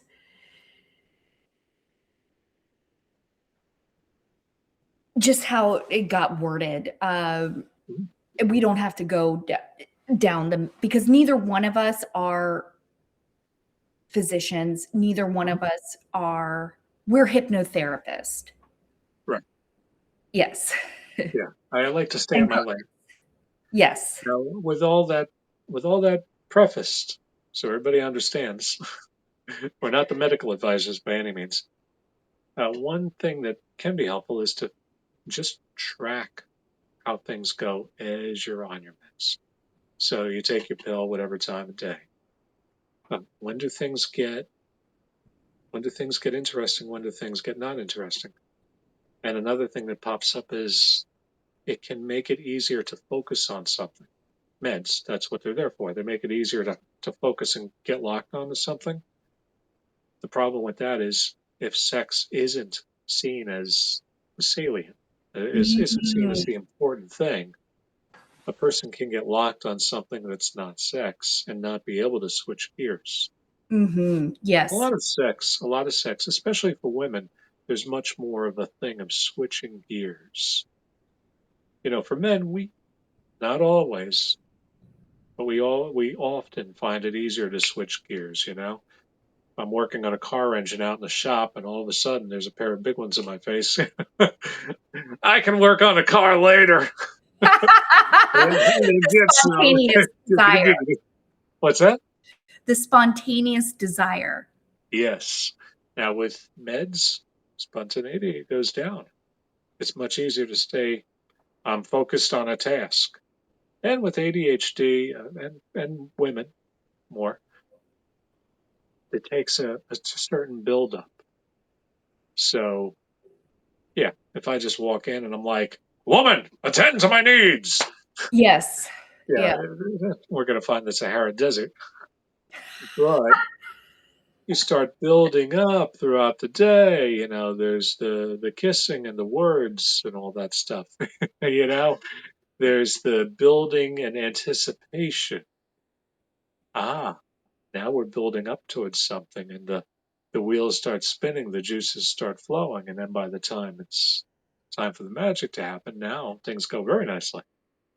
But you got to be aware of these things. You got to build in for that. If you're just, yeah, I say you, but if it's your partner who doesn't know how to drive the ADHD sports car, uh, doesn't know what they're doing with that, well, you got to educate them. You got to say, okay, look, I'm not an on-off switch. You gotta, you gotta work with me on this. You know, send me a text during the day telling me, something. Don't just come home, rip your clothes off, but think that that's going to work. No, it doesn't work that way. Works that way a lot for men, less so for women. Most, you got to preface anything about sex with most, often. That's Yes. those sort of words. There is no always. There is no men are this way, women are that way. No, Yes. but often, often the case. Yeah. So, yeah, taking care of that. Build the anticipation slowly. Switching gears is a process, not a switch. Well, I think you pointed out something that was really important, and that is if the person doesn't view sex as rewarding, as pleasure, right? They're not Oh, yeah. associated to sex as being good. Oh, yeah, that's so foundational. I don't even That correct, we but haven't even that touched on is, that. We've assumed that the whole conversation. Yeah. well, you pointed that out though, like which is I think amazing, about with the hyper, like if they're hyper and they don't, they're focused on something and sex isn't part of this focus, then that's something that needs to be looked at, right? Mhm. Of reestablish, like getting that foundation in, because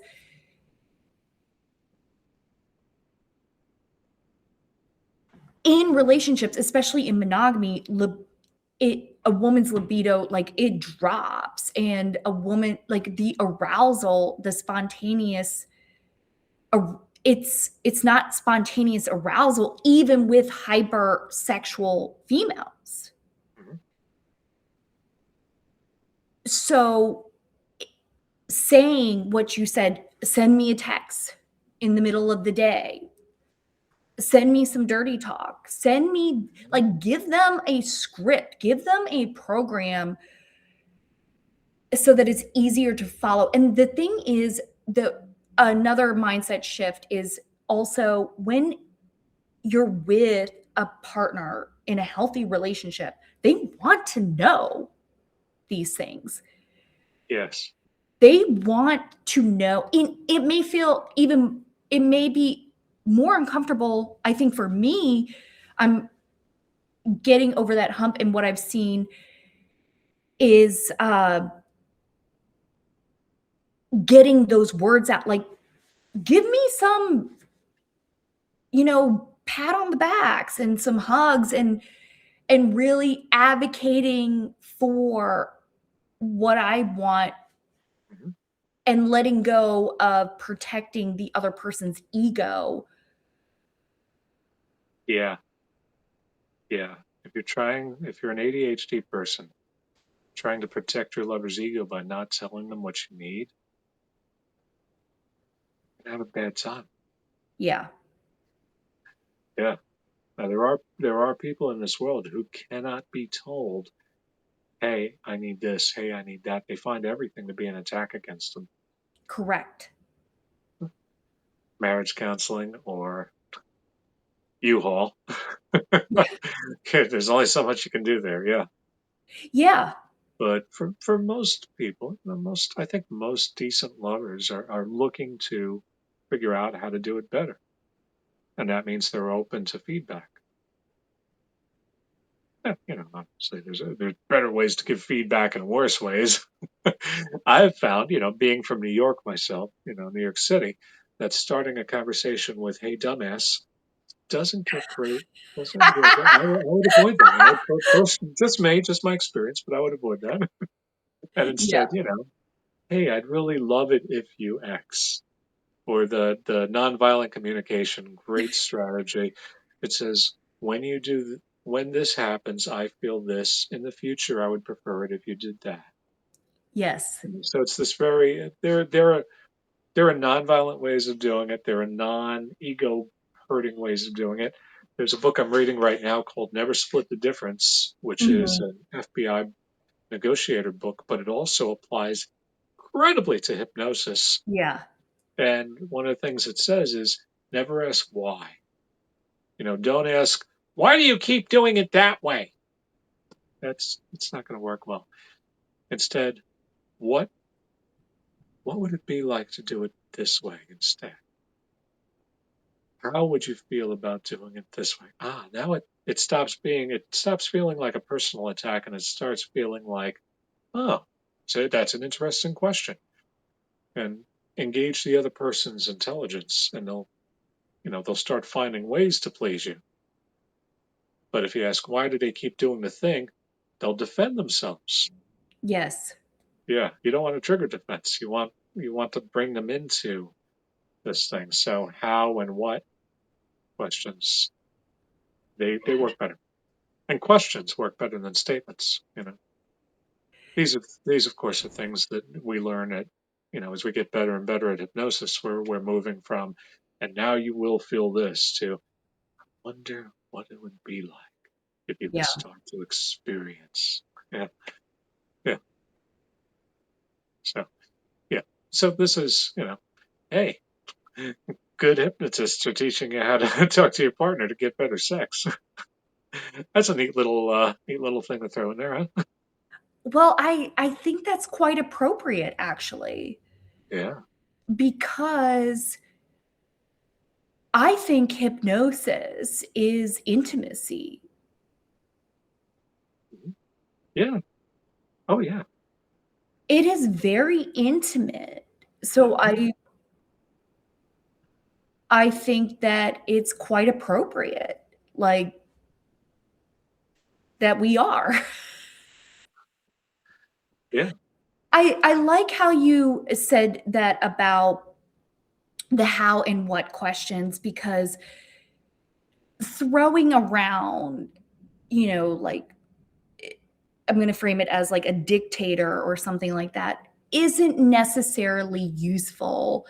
And also doing the pre-gasm, right, to frame your question, to do the pre-talk is essential. Like, I think that is so important for both genders to fully understand, because we may have thought about the problem in our mind or the question or what is happening a lot. But then when we present it to the other person, they have not thought about it at all. They don't know. They have no clue. They are not up to speed. Their processing speed is delayed. So it needs to be clear so that they can even understand what is being said.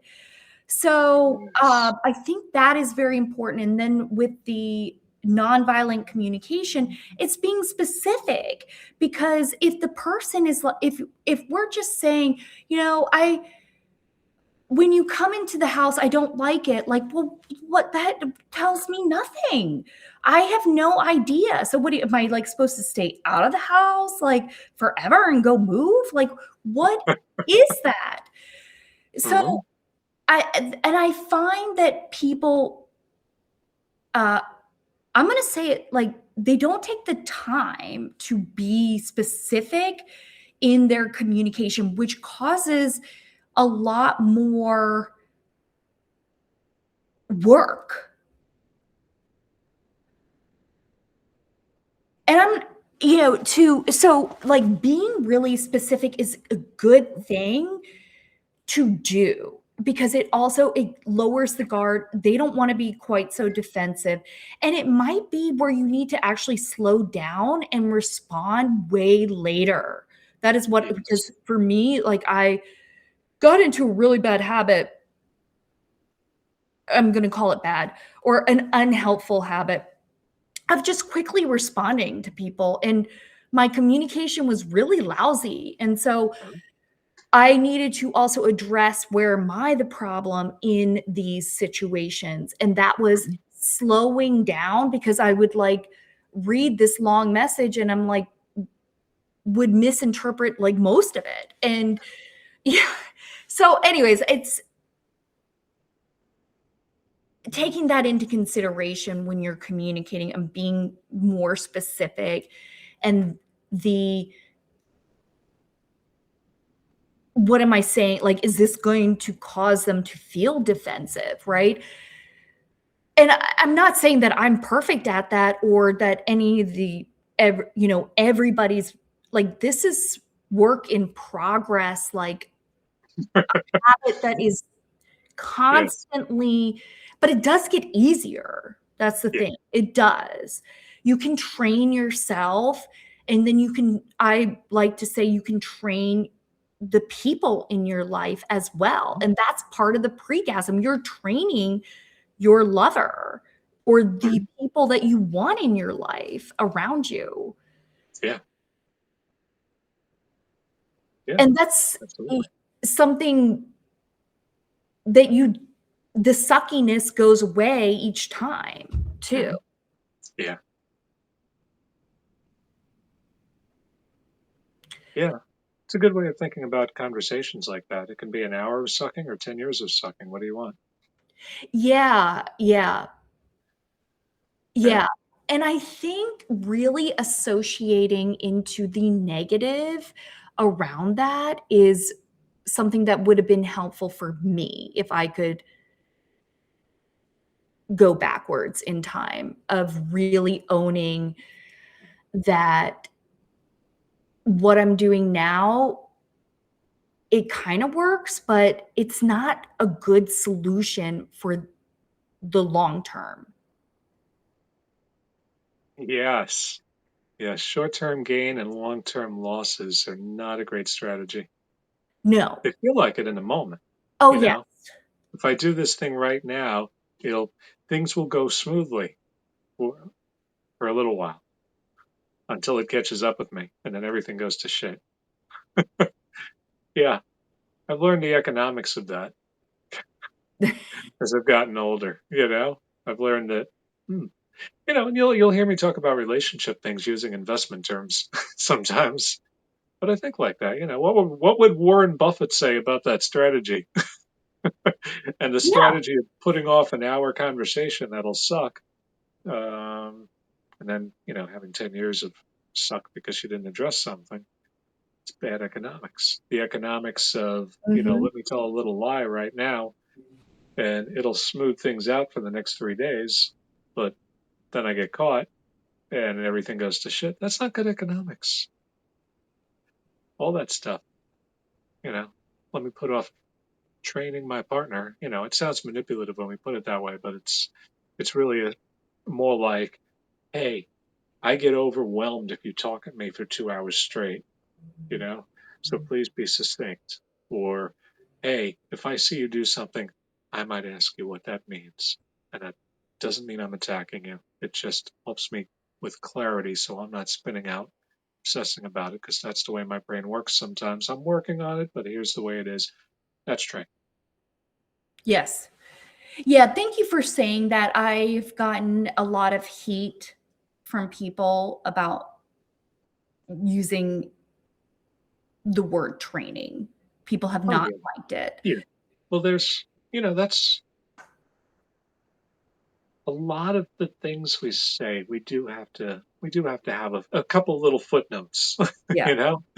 Just like earlier when we were talking about somebody who's encouraging their partner to explore different new things, in a sexual way. We had to have that little footnote that says, okay, that doesn't mean pushing them to do something. That means, hey, this is something you'd like to explore. I'm happy to explore it with you. giving that gentle but not pushing for. Yeah, but we have to do that all the time. That's just the way it is. Otherwise, we will get the hate mail and people assigning the worst possible motives to us. That's how life goes. Yes. Yeah. Yeah. There's always going to be somebody out there who's had a terrible experience, and your words are going to trigger them, and they're going to think that you're a terrible person who wants terrible things, and you wake up in the morning cackling with evil glee and twisting your mustache. I will work evil upon them today. Yeah. Are you reading my mind of the past month, Terrence? Like I have triggered half of the population, it feels like. Well, now you're down to 4 billion people. Oh well, still way too many people. That's true. That's true. All right. Well, I'm going to go over our chat. Yeah. I see Duncan agreed that Never Split the Difference. I'm guessing that's a fantastic book. Totally Yes. agree. Let's Yeah. see. Thank Have the you ability. Oh, for okay. that book Bruce recommendation. I've heard Bruce of it. I mentions haven't read it. so good. Okay. So I'm just going to read off also who's here and just Okay. say hello and welcome, even though it's at the end. But yes. Bruce Anderson, thank you so much for joining. Hi, Bruce. Hello. We both know Bruce, by the way. Yeah. And thanks for also putting in the effort of working out the technology thing. Right? He really stuck with it, didn't he? That's Yeah, awesome. yeah, yeah. No, Yeah. Bruce is awesome. Bruce has this mindset, like he's very determined. That is how I would That's my that's a powerful mind. yes, I love that. And I have loved that mindset. Uh Nick, thank you for joining. Jay Black, welcome and thank you for being here. Kendall B. Whitting, amazing to have you. I believe you've been here before on some of my lives, so thank you for again. The G-Man 713, awesome to have you as well. And the Basket Case, I love that name. And I just saw that we started connecting on Substack today. And there was an article that you posted that I got into that I found really fantastic to read. I don't remember what it was about because I read like 2 of them or 3 of them. There was a bunch this morning. Jared Grossman, awesome to have you. Joe Jeffrey, welcome. Erroneous, I believe I have seen your name on a live before, so welcome again. Whoops. This was a mistake. I pressed the down button and it took my chat box all the way down. Oh no. I Yeah. just want to take a moment to say hi to Daniela Yes. and to Duncan the Sage. He said hi, and hi everybody, of course. I'm glad you all tuned in. Hopefully Yeah. something of what we talked about was of practical value to you, and I wonder how you'll put that into practice this week. Love that question. I wonder how you'll put that into practice this week. Great question. We both know Daniela, so thank you, Daniela, for being here. She is also a hypnotist and a very charming, wonderful storyteller. Mhm. Great, fantastic. I just love connecting with Daniela. She's a wonderful lady. Yes. And Peter Edelstein, welcome. And Daniela Beast, she says, hey, gorgeous picture, by the way, Daniela. And Off Label Intelligence, what a cool name. Welcome. Bruce Anderson, he's talking about the technology. Ralph Ropelt, feel free to correct me in any mispronunciations. I do apologize in advance. Welcome, John Pelosa. Hello. Rob, welcome. I believe I've seen you on a live before, so thanks again. Old Ben 42, hey there.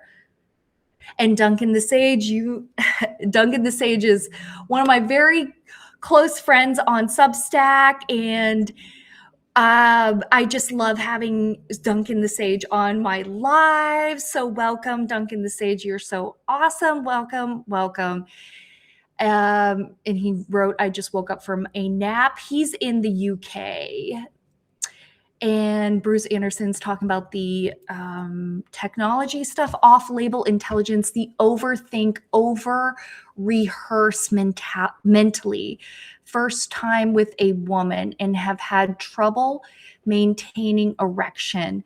Likely my body saying too much too soon. I hyper-focus on the pleasure responses of my partner. Would you like to talk about that, Terance? Oh, yeah. I can also read it again, too. I think I got it. Okay. So, too much too soon. Yeah. When the body gets overwhelmed, when the system gets overwhelmed by sensation, by thoughts, by expectations, your own expectations, that's when it's only natural that, yeah, I'll tell you what, I've had erectile dysfunction. And I'll tell you the recipe for it. If you want to bake this cake, you're welcome to do so. Yeah. When you start hyper focusing on, not just pleasing your partner. Pleasing your partner is wonderful. You're sharing a wonderful thing with them. It's connection. But when it's, I have to please them, they have to feel good. Are they feeling good? Am I doing Yeah. it well enough? Am I Yeah. doing it right? What do they think of me? Yeah. That's a recipe for erectile dysfunction. I guarantee you. If you ever want to get some erectile dysfunction, just spin that wheel. Just focus on, oh my goodness, is it good enough? Am I doing it right? What do they think of me? What do they think of that thing? That thing about me that's not quite right. That thing about me that's weird. Oh yeah, if you just spin that around in your head for like, I guarantee you, any erection will go away. It's an instant cure for unwanted erections. There you go. Worry about whether your erection is going to disappear. That'll take care of it too. Yes. Absolutely. Absolutely. The more you yell at it, don't go on me, buddy. Don't leave me hanging. Oh, what are you doing to me? Oh, that works great. Now, on the other hand, to have things pointing up and straight, the way you want it, focus on the sensation, being there, connection, and out of your head into the body. What's good for that? Hypnosis is great for that.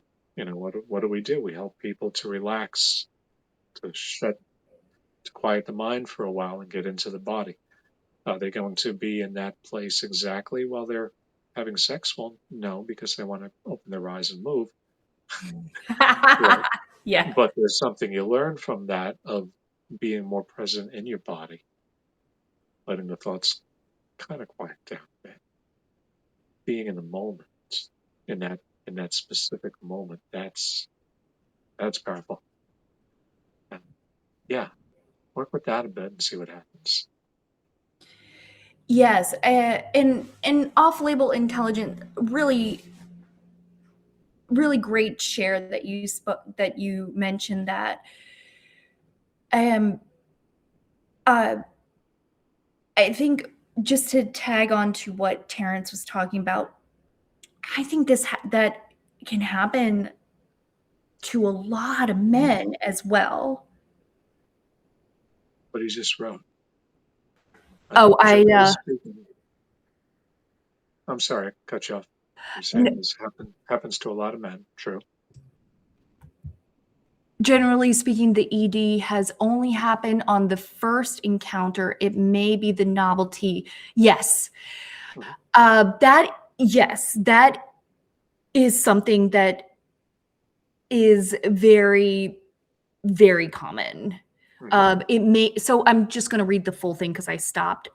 Generally speaking, the ED has only happened on the first encounter.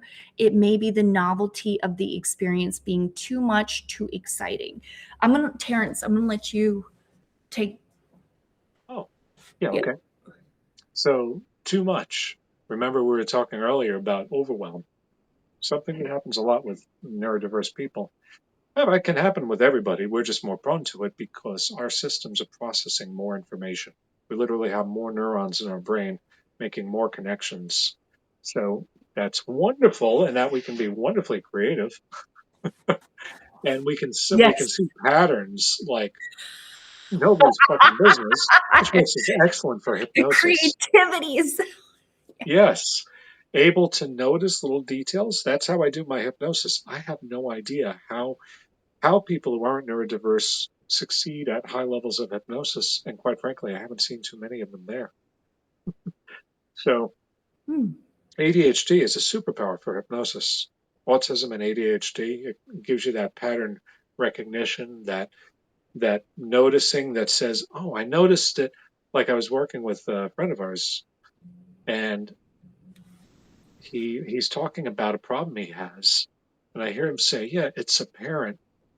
And I noticed that there was this little gap between and parent. Not like it's a parent, but it was like it's a parent that. And I go, so it's a parent. And he goes, oh shit, it's my mom. Yeah, I noticed that. uh, Yeah, my brain picks up on tiny fucking yeah, little things. That's yes, the unconscious talking. yeah. So, ADHD, it's great for that. But since we've got so much information hitting us, we can get overwhelmed. And yeah, first encounter, novel experience, something new, super exciting, and Yeah. yeah. So a certain amount of breathe, be in your body, breathe. And, a lot of one of the best things you can do for your sex life, for your partner's sex life, is give permission for things to not happen. Because, That is key. Yeah. To to have it not be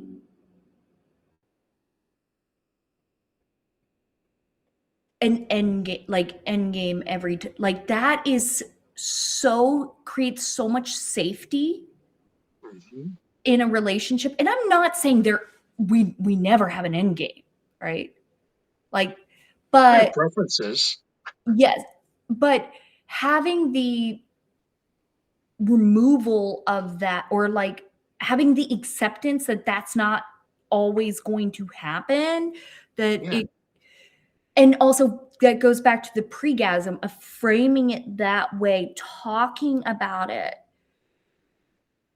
One, you're creating that body mind connection because you've voiced it.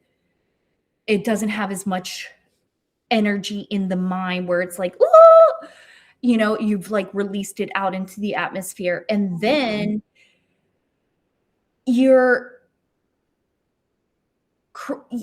so that is a huge relief, like just by doing that. And then that you're basically also hypnotizing yourself, right? And you're like, and also establishing that this connection is going to happen again. So you're creating that secure relationship, which is what, if you go into the models of attachments, it's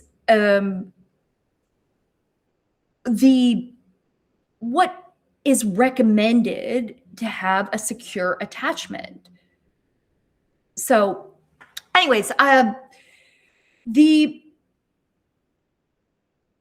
ED, it's a lot of what Terrence said. It's the new experience of, and then also figuring things out, like, you know, like in this new environment, like maybe you're not even in your own house, right? And it's like sometimes for me, depending on where I'm at in life, what's happening in my life, getting out of my house environment kind of is a little jaunting at times for me.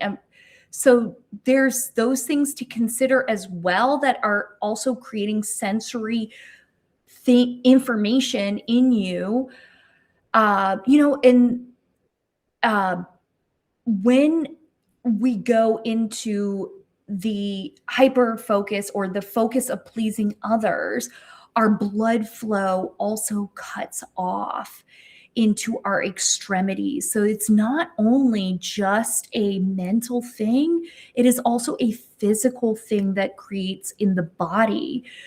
So the deep breathing, I know it sounds like maybe like so simple, but really like even just saying I'm breathing in and then connecting to your body and then speaking it out loud. Oh, I'm feeling some heat in my hand. It might not sound really provocative or sexy, but it will get you also more into your body. You could say something else. It doesn't have to be heat in your hand, but that was just what came to my mind. And then you can also speak of what's happening with your lover. Like, oh, I notice your hair is pulled back. I find that look very attractive on you, or something like that. I mean, it didn't come out super sexy, but anyways, whatever. So you get the point. So you're noticing then your environment, and that really gets you into also, you can't have these thoughts of, am I doing this well enough? Is this perfect? Is she noticing my my hair on my chest? I wonder if, that look when she saw me, did she like it?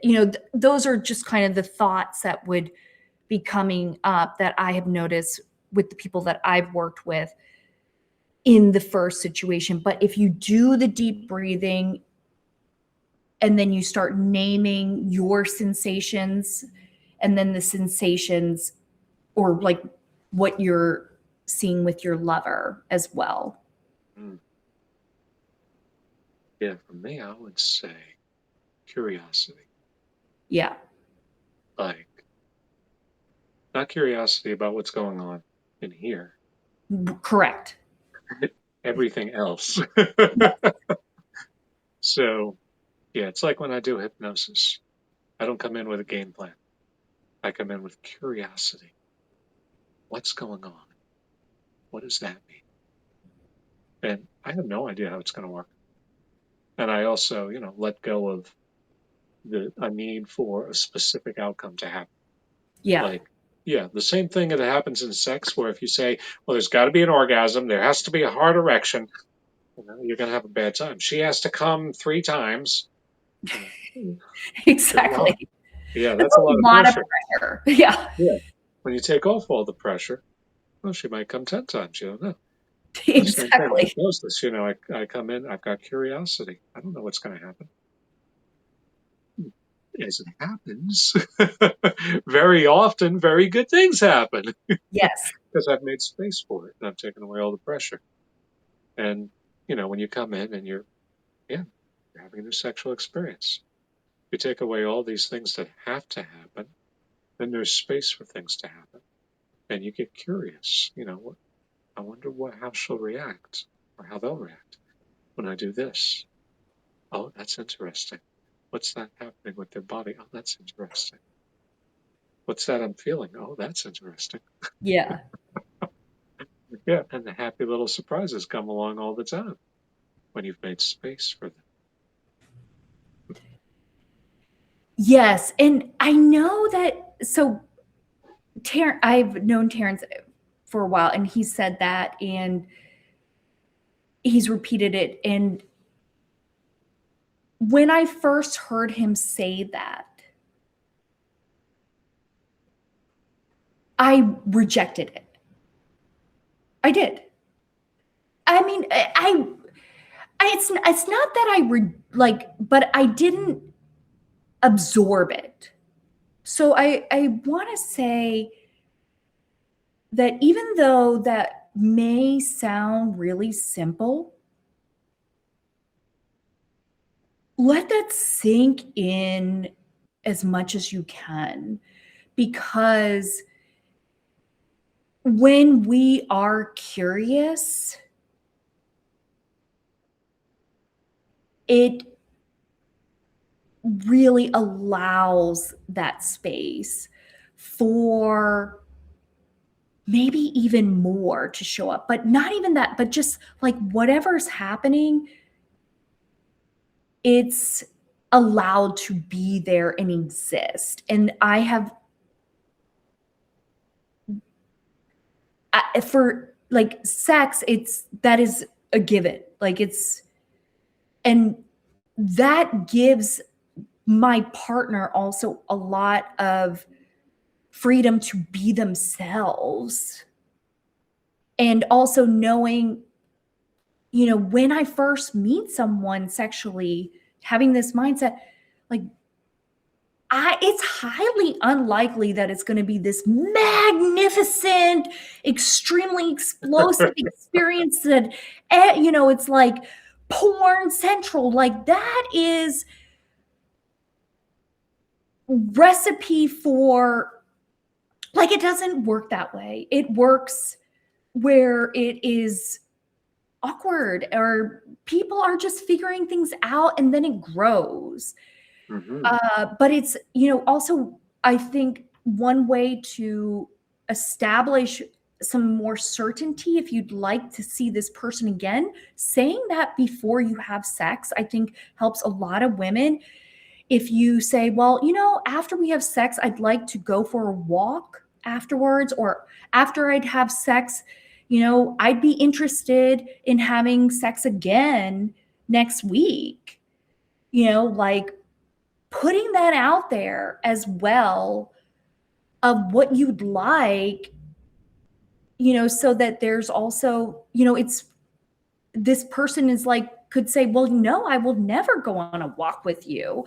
I don't want to do that. I just want to have sex with you. Yeah. Nothing that personal, please. We're Huh? not there yet. Nothing that personal. We're not there yet. Sex, sure, but a walk? Ugh. Yeah, exactly. So, but at least then okay, well, this person just wants to have sex with me. There's no walk. Like, I'm not doing that with him. So I have now more discernment of what is going to work for me. So that came to my mind. Yeah, Okay. yeah. That taking the first time pressure off. It's like I figured out years and years ago, doing BDSM. I would tell people that the the the objective in the first scene, especially if it was like somebody's first time doing something, the objective is for it to not suck, not for it to be off the wall amazing. Because if we shoot for off the wall amazing and go a little too far, now it really sucks. Yes, So we're correct. just going to go for that didn't suck. And then if it was like, I'd like to try that again. Okay.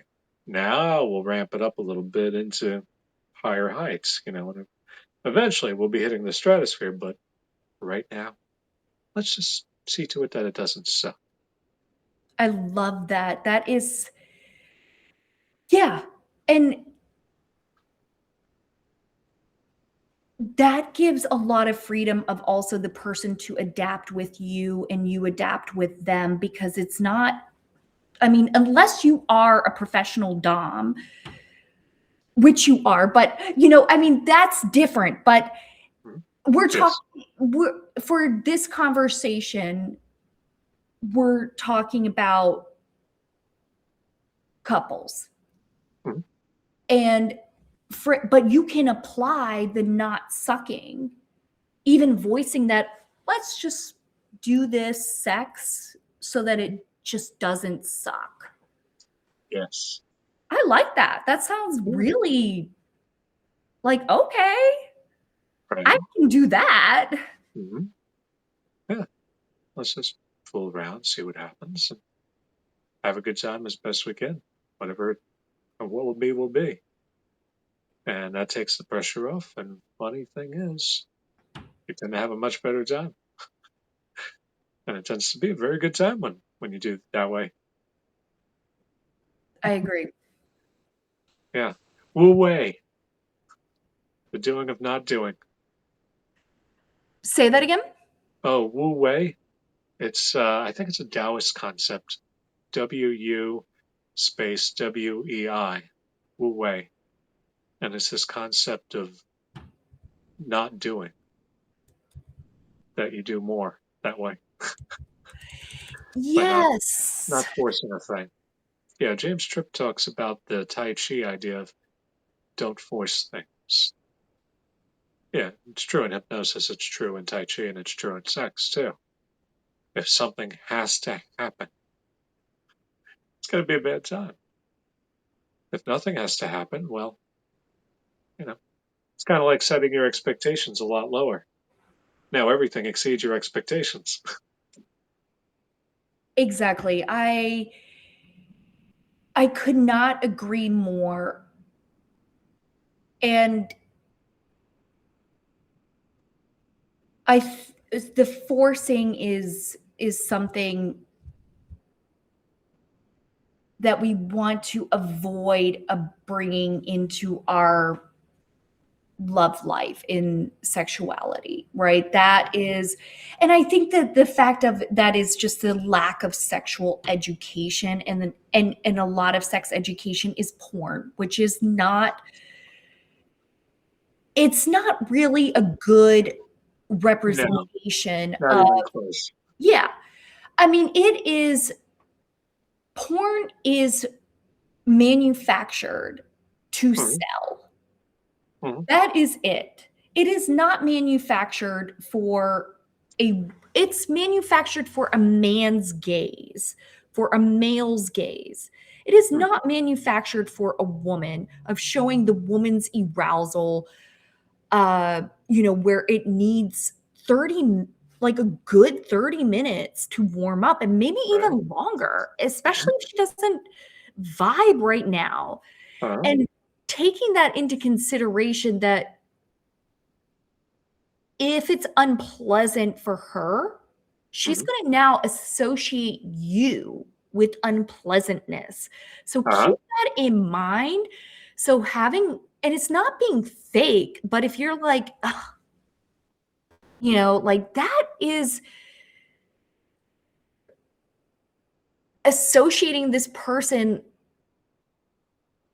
with that. And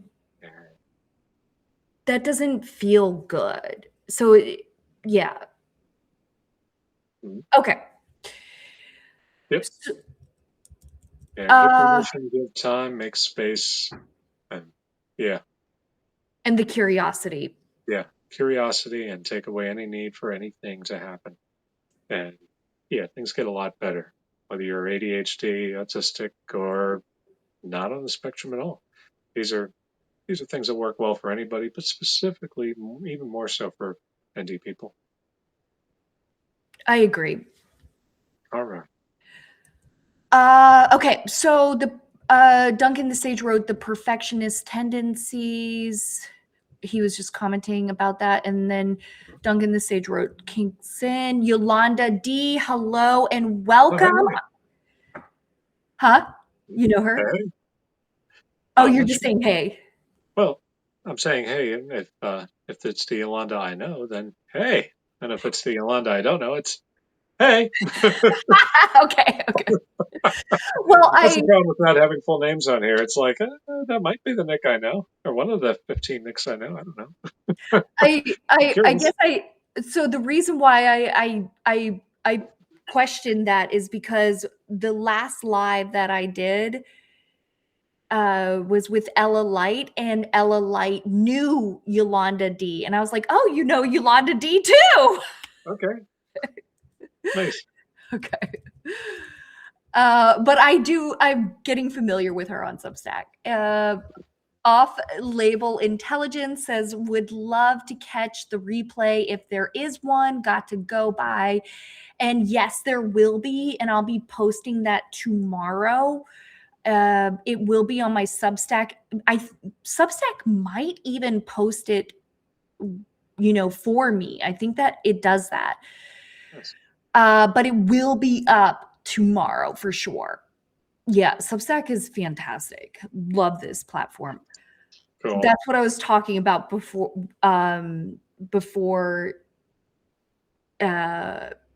you returned to camera. Okay. When we started, Right. I was talking about how amazing Substack is. Yeah, I was able to hear it. I just couldn't get back on. Oh, okay. I wasn't used to this platform, but it is very cool. I like it. Yeah, great. Well, welcome on it. Thank you Thank for you. being here. Thank you. And Yolanda D made some emojis. Thank you for those. Clover, hello. Duncan the Sage wrote, why do you think men's sex drive becoming low? I'm going to just say one comment on that. I think also when there is a time that it just does go low, and that's normal. And it might also, some things can show up like, of like getting complacent in the relationship. And then also thinking like that is kind of a normal cycle of the lower of it dropping to a lower libido, just in a like that can happen. And I think when the libido drops is noticing it. And then also one thing is just noticing it and maybe inviting a little bit more novelty and some more play when that happens would be something that I would suggest. But that happens.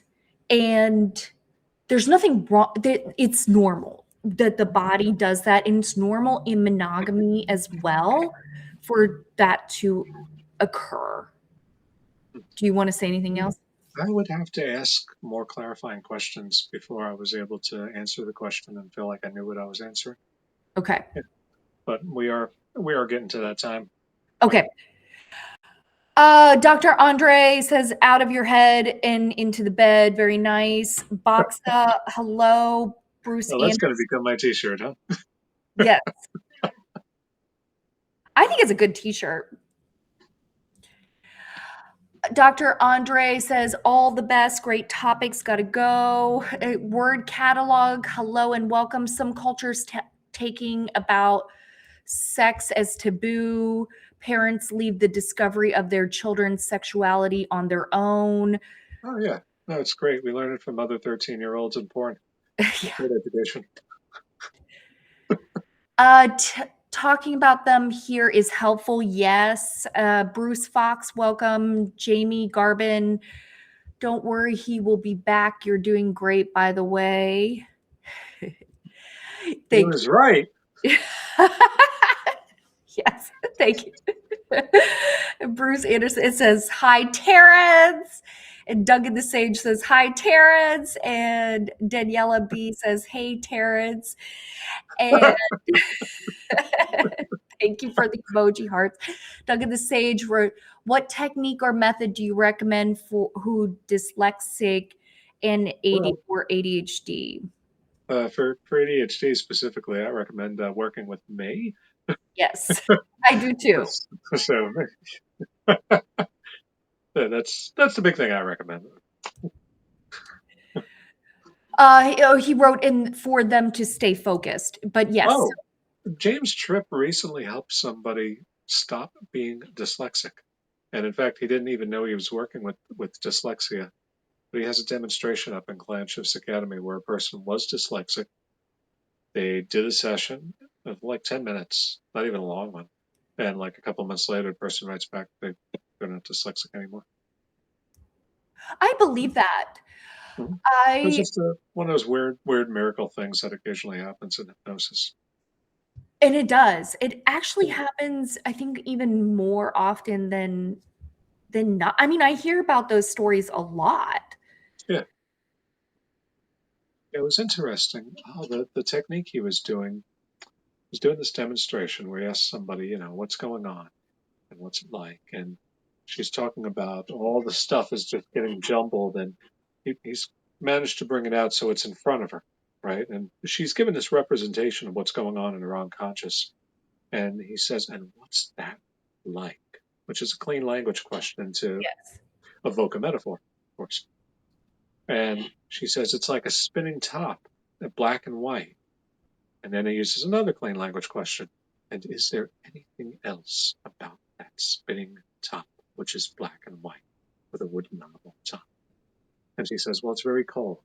Ah, it's very cold. And what does that spinning top, which is black and white with a wooden top and which is very cold, want?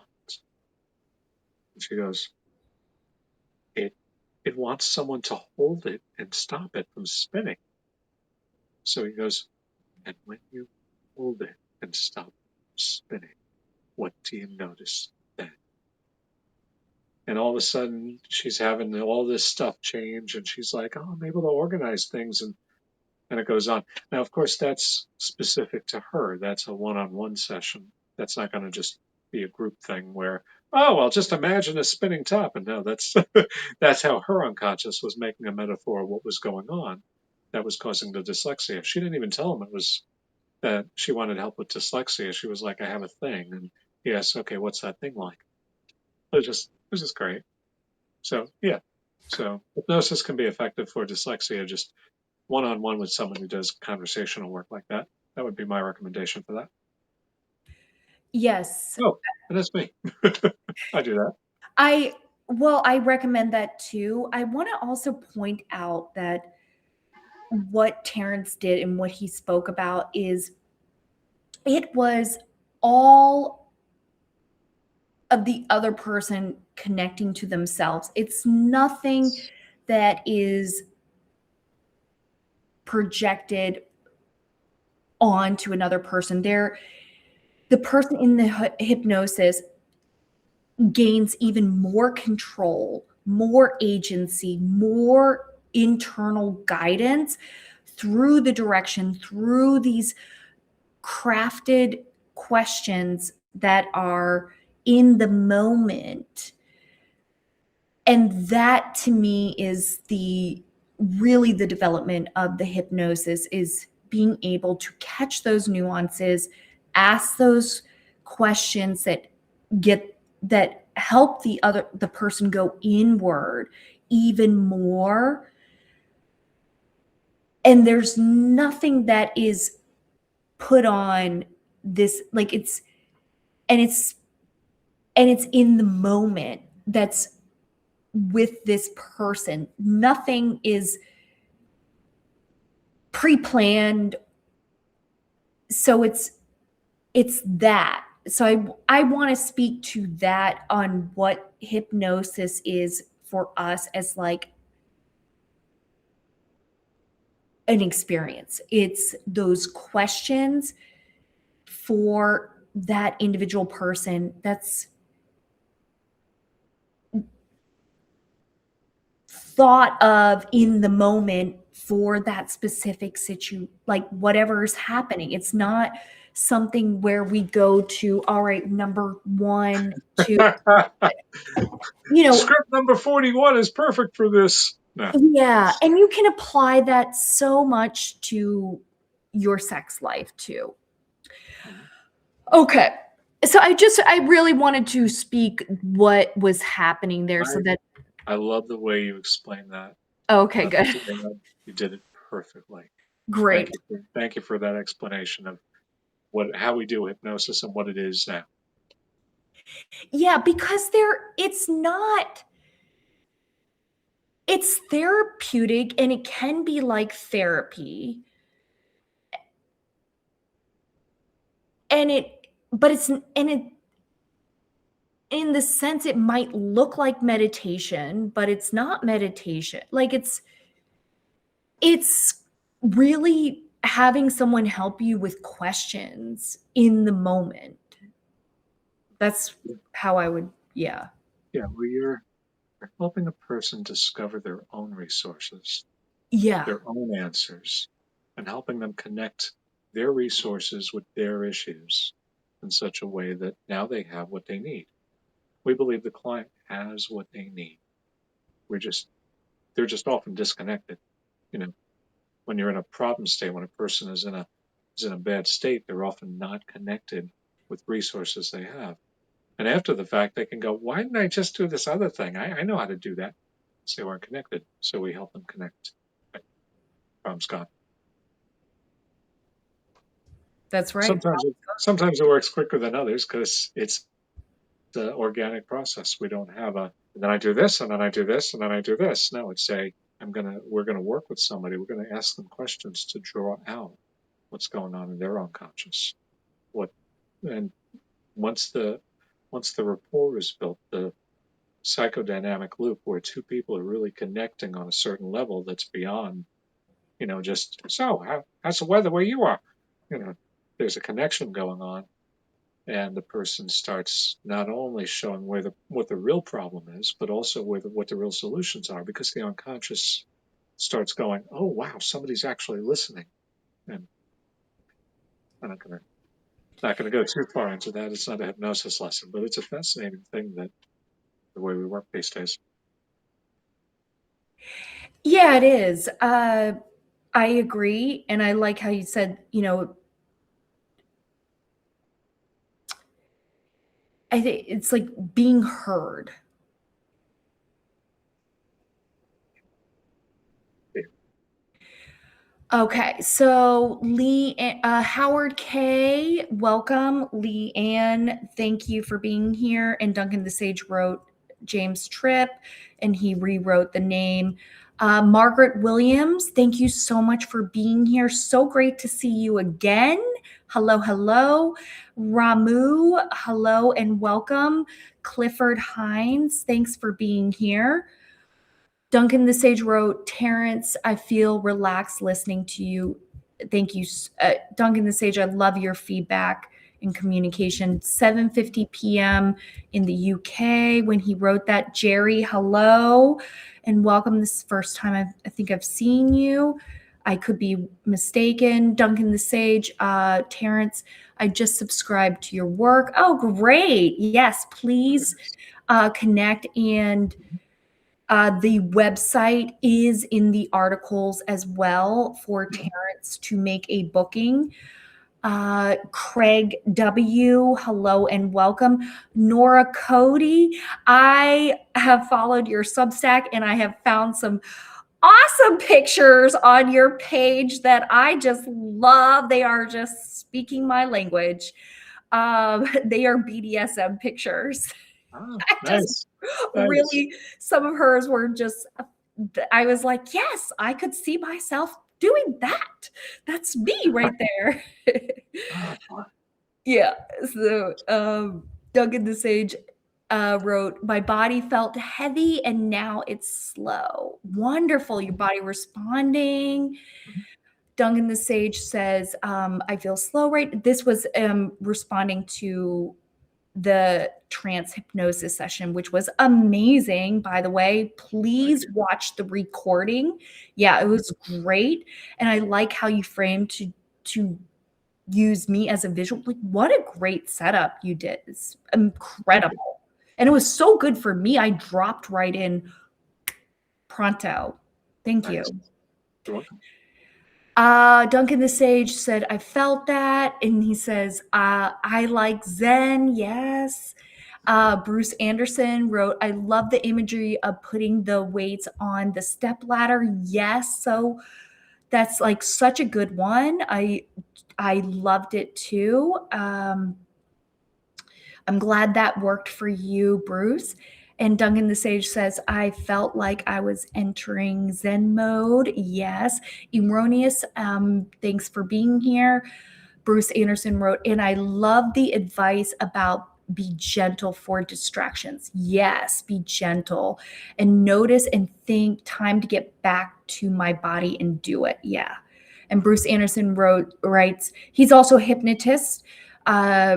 I did point that out earlier. I'm pointing it out again. My rules for me, your rules for you. It's all okay. Love that. So clean and so clear.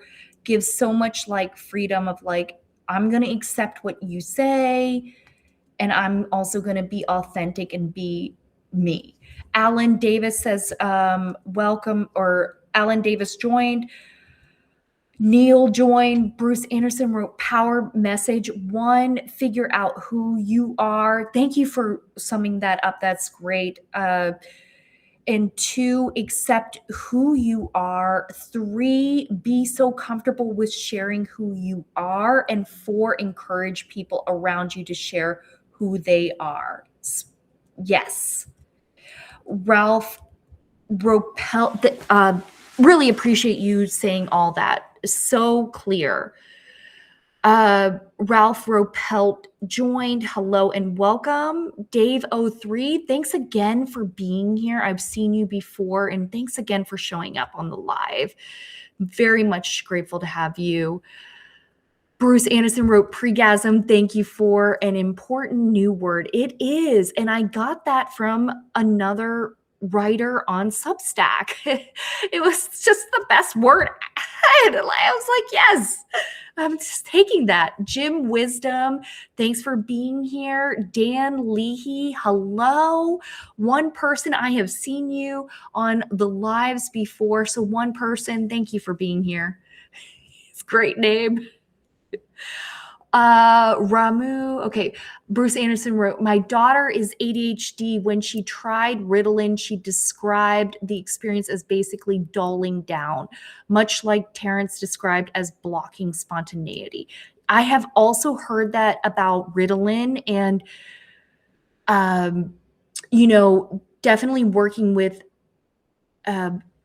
so I take prescriptions myself, but getting the right medication for you, I think, can take some time depending on how your body responds.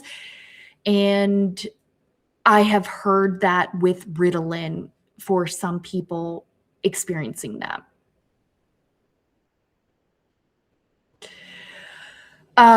Duncan the Sage writes, fantastic book. Okay, it's a good read. I'll be checking out your work, Terance. Awesome. Yes, please go and select a time for working with Terance. I think he's amazing with the ADHD and supporting with also the autistic. Duncan Sage, Duncan the Sage, he's told me more about him, and he's just a great person to work with. Any of these, the ADHD, any of these nuances. Jamie Garbin, great live, so soothing. Yes, thanks so much for saying that, Duncan the Sage. One thing I learned from this chat is that no such thing is a perfect relationship or sex. Yeah, and everyone communicates differently. Yes, and then also, speaking to that, I don't like how some people communicate. That's also, yeah. And also, maybe I don't like how I communicate. Off the label intelligence writes, generally speaking, the ED has only happened on the first encounter. It may be the novelty of the new experience being too much, too exciting. Yep. And I'm autistic, DHD. I think about things a lot before the date. Yeah.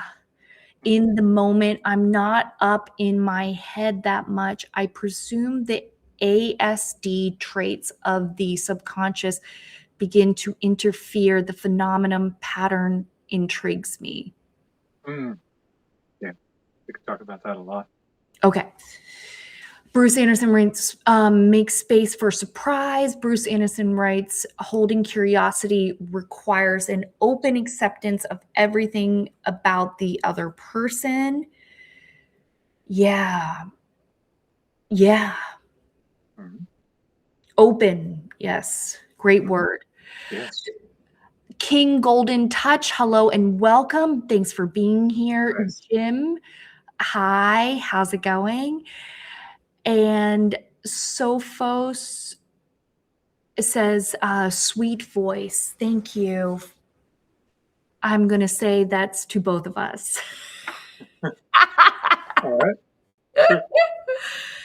And that's it. Thanks, Terrence. I want to just include in the chat again how to reach Hypnotic Enhance.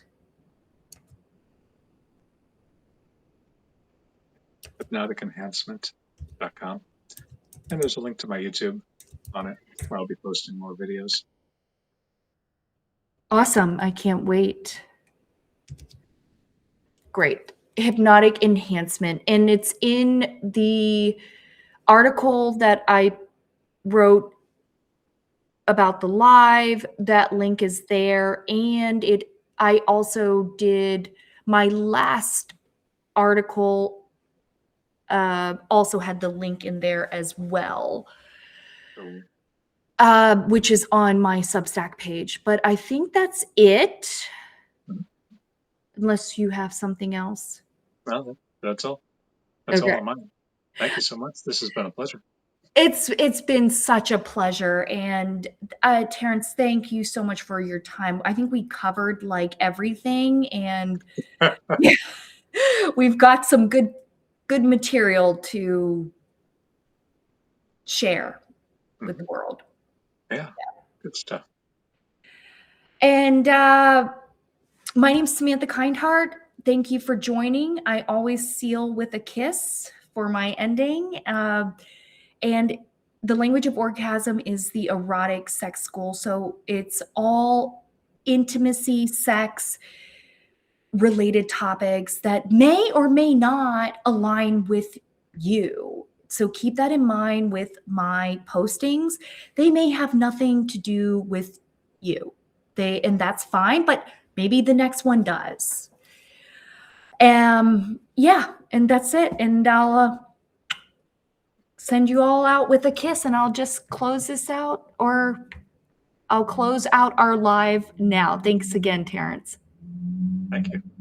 Okay, bye.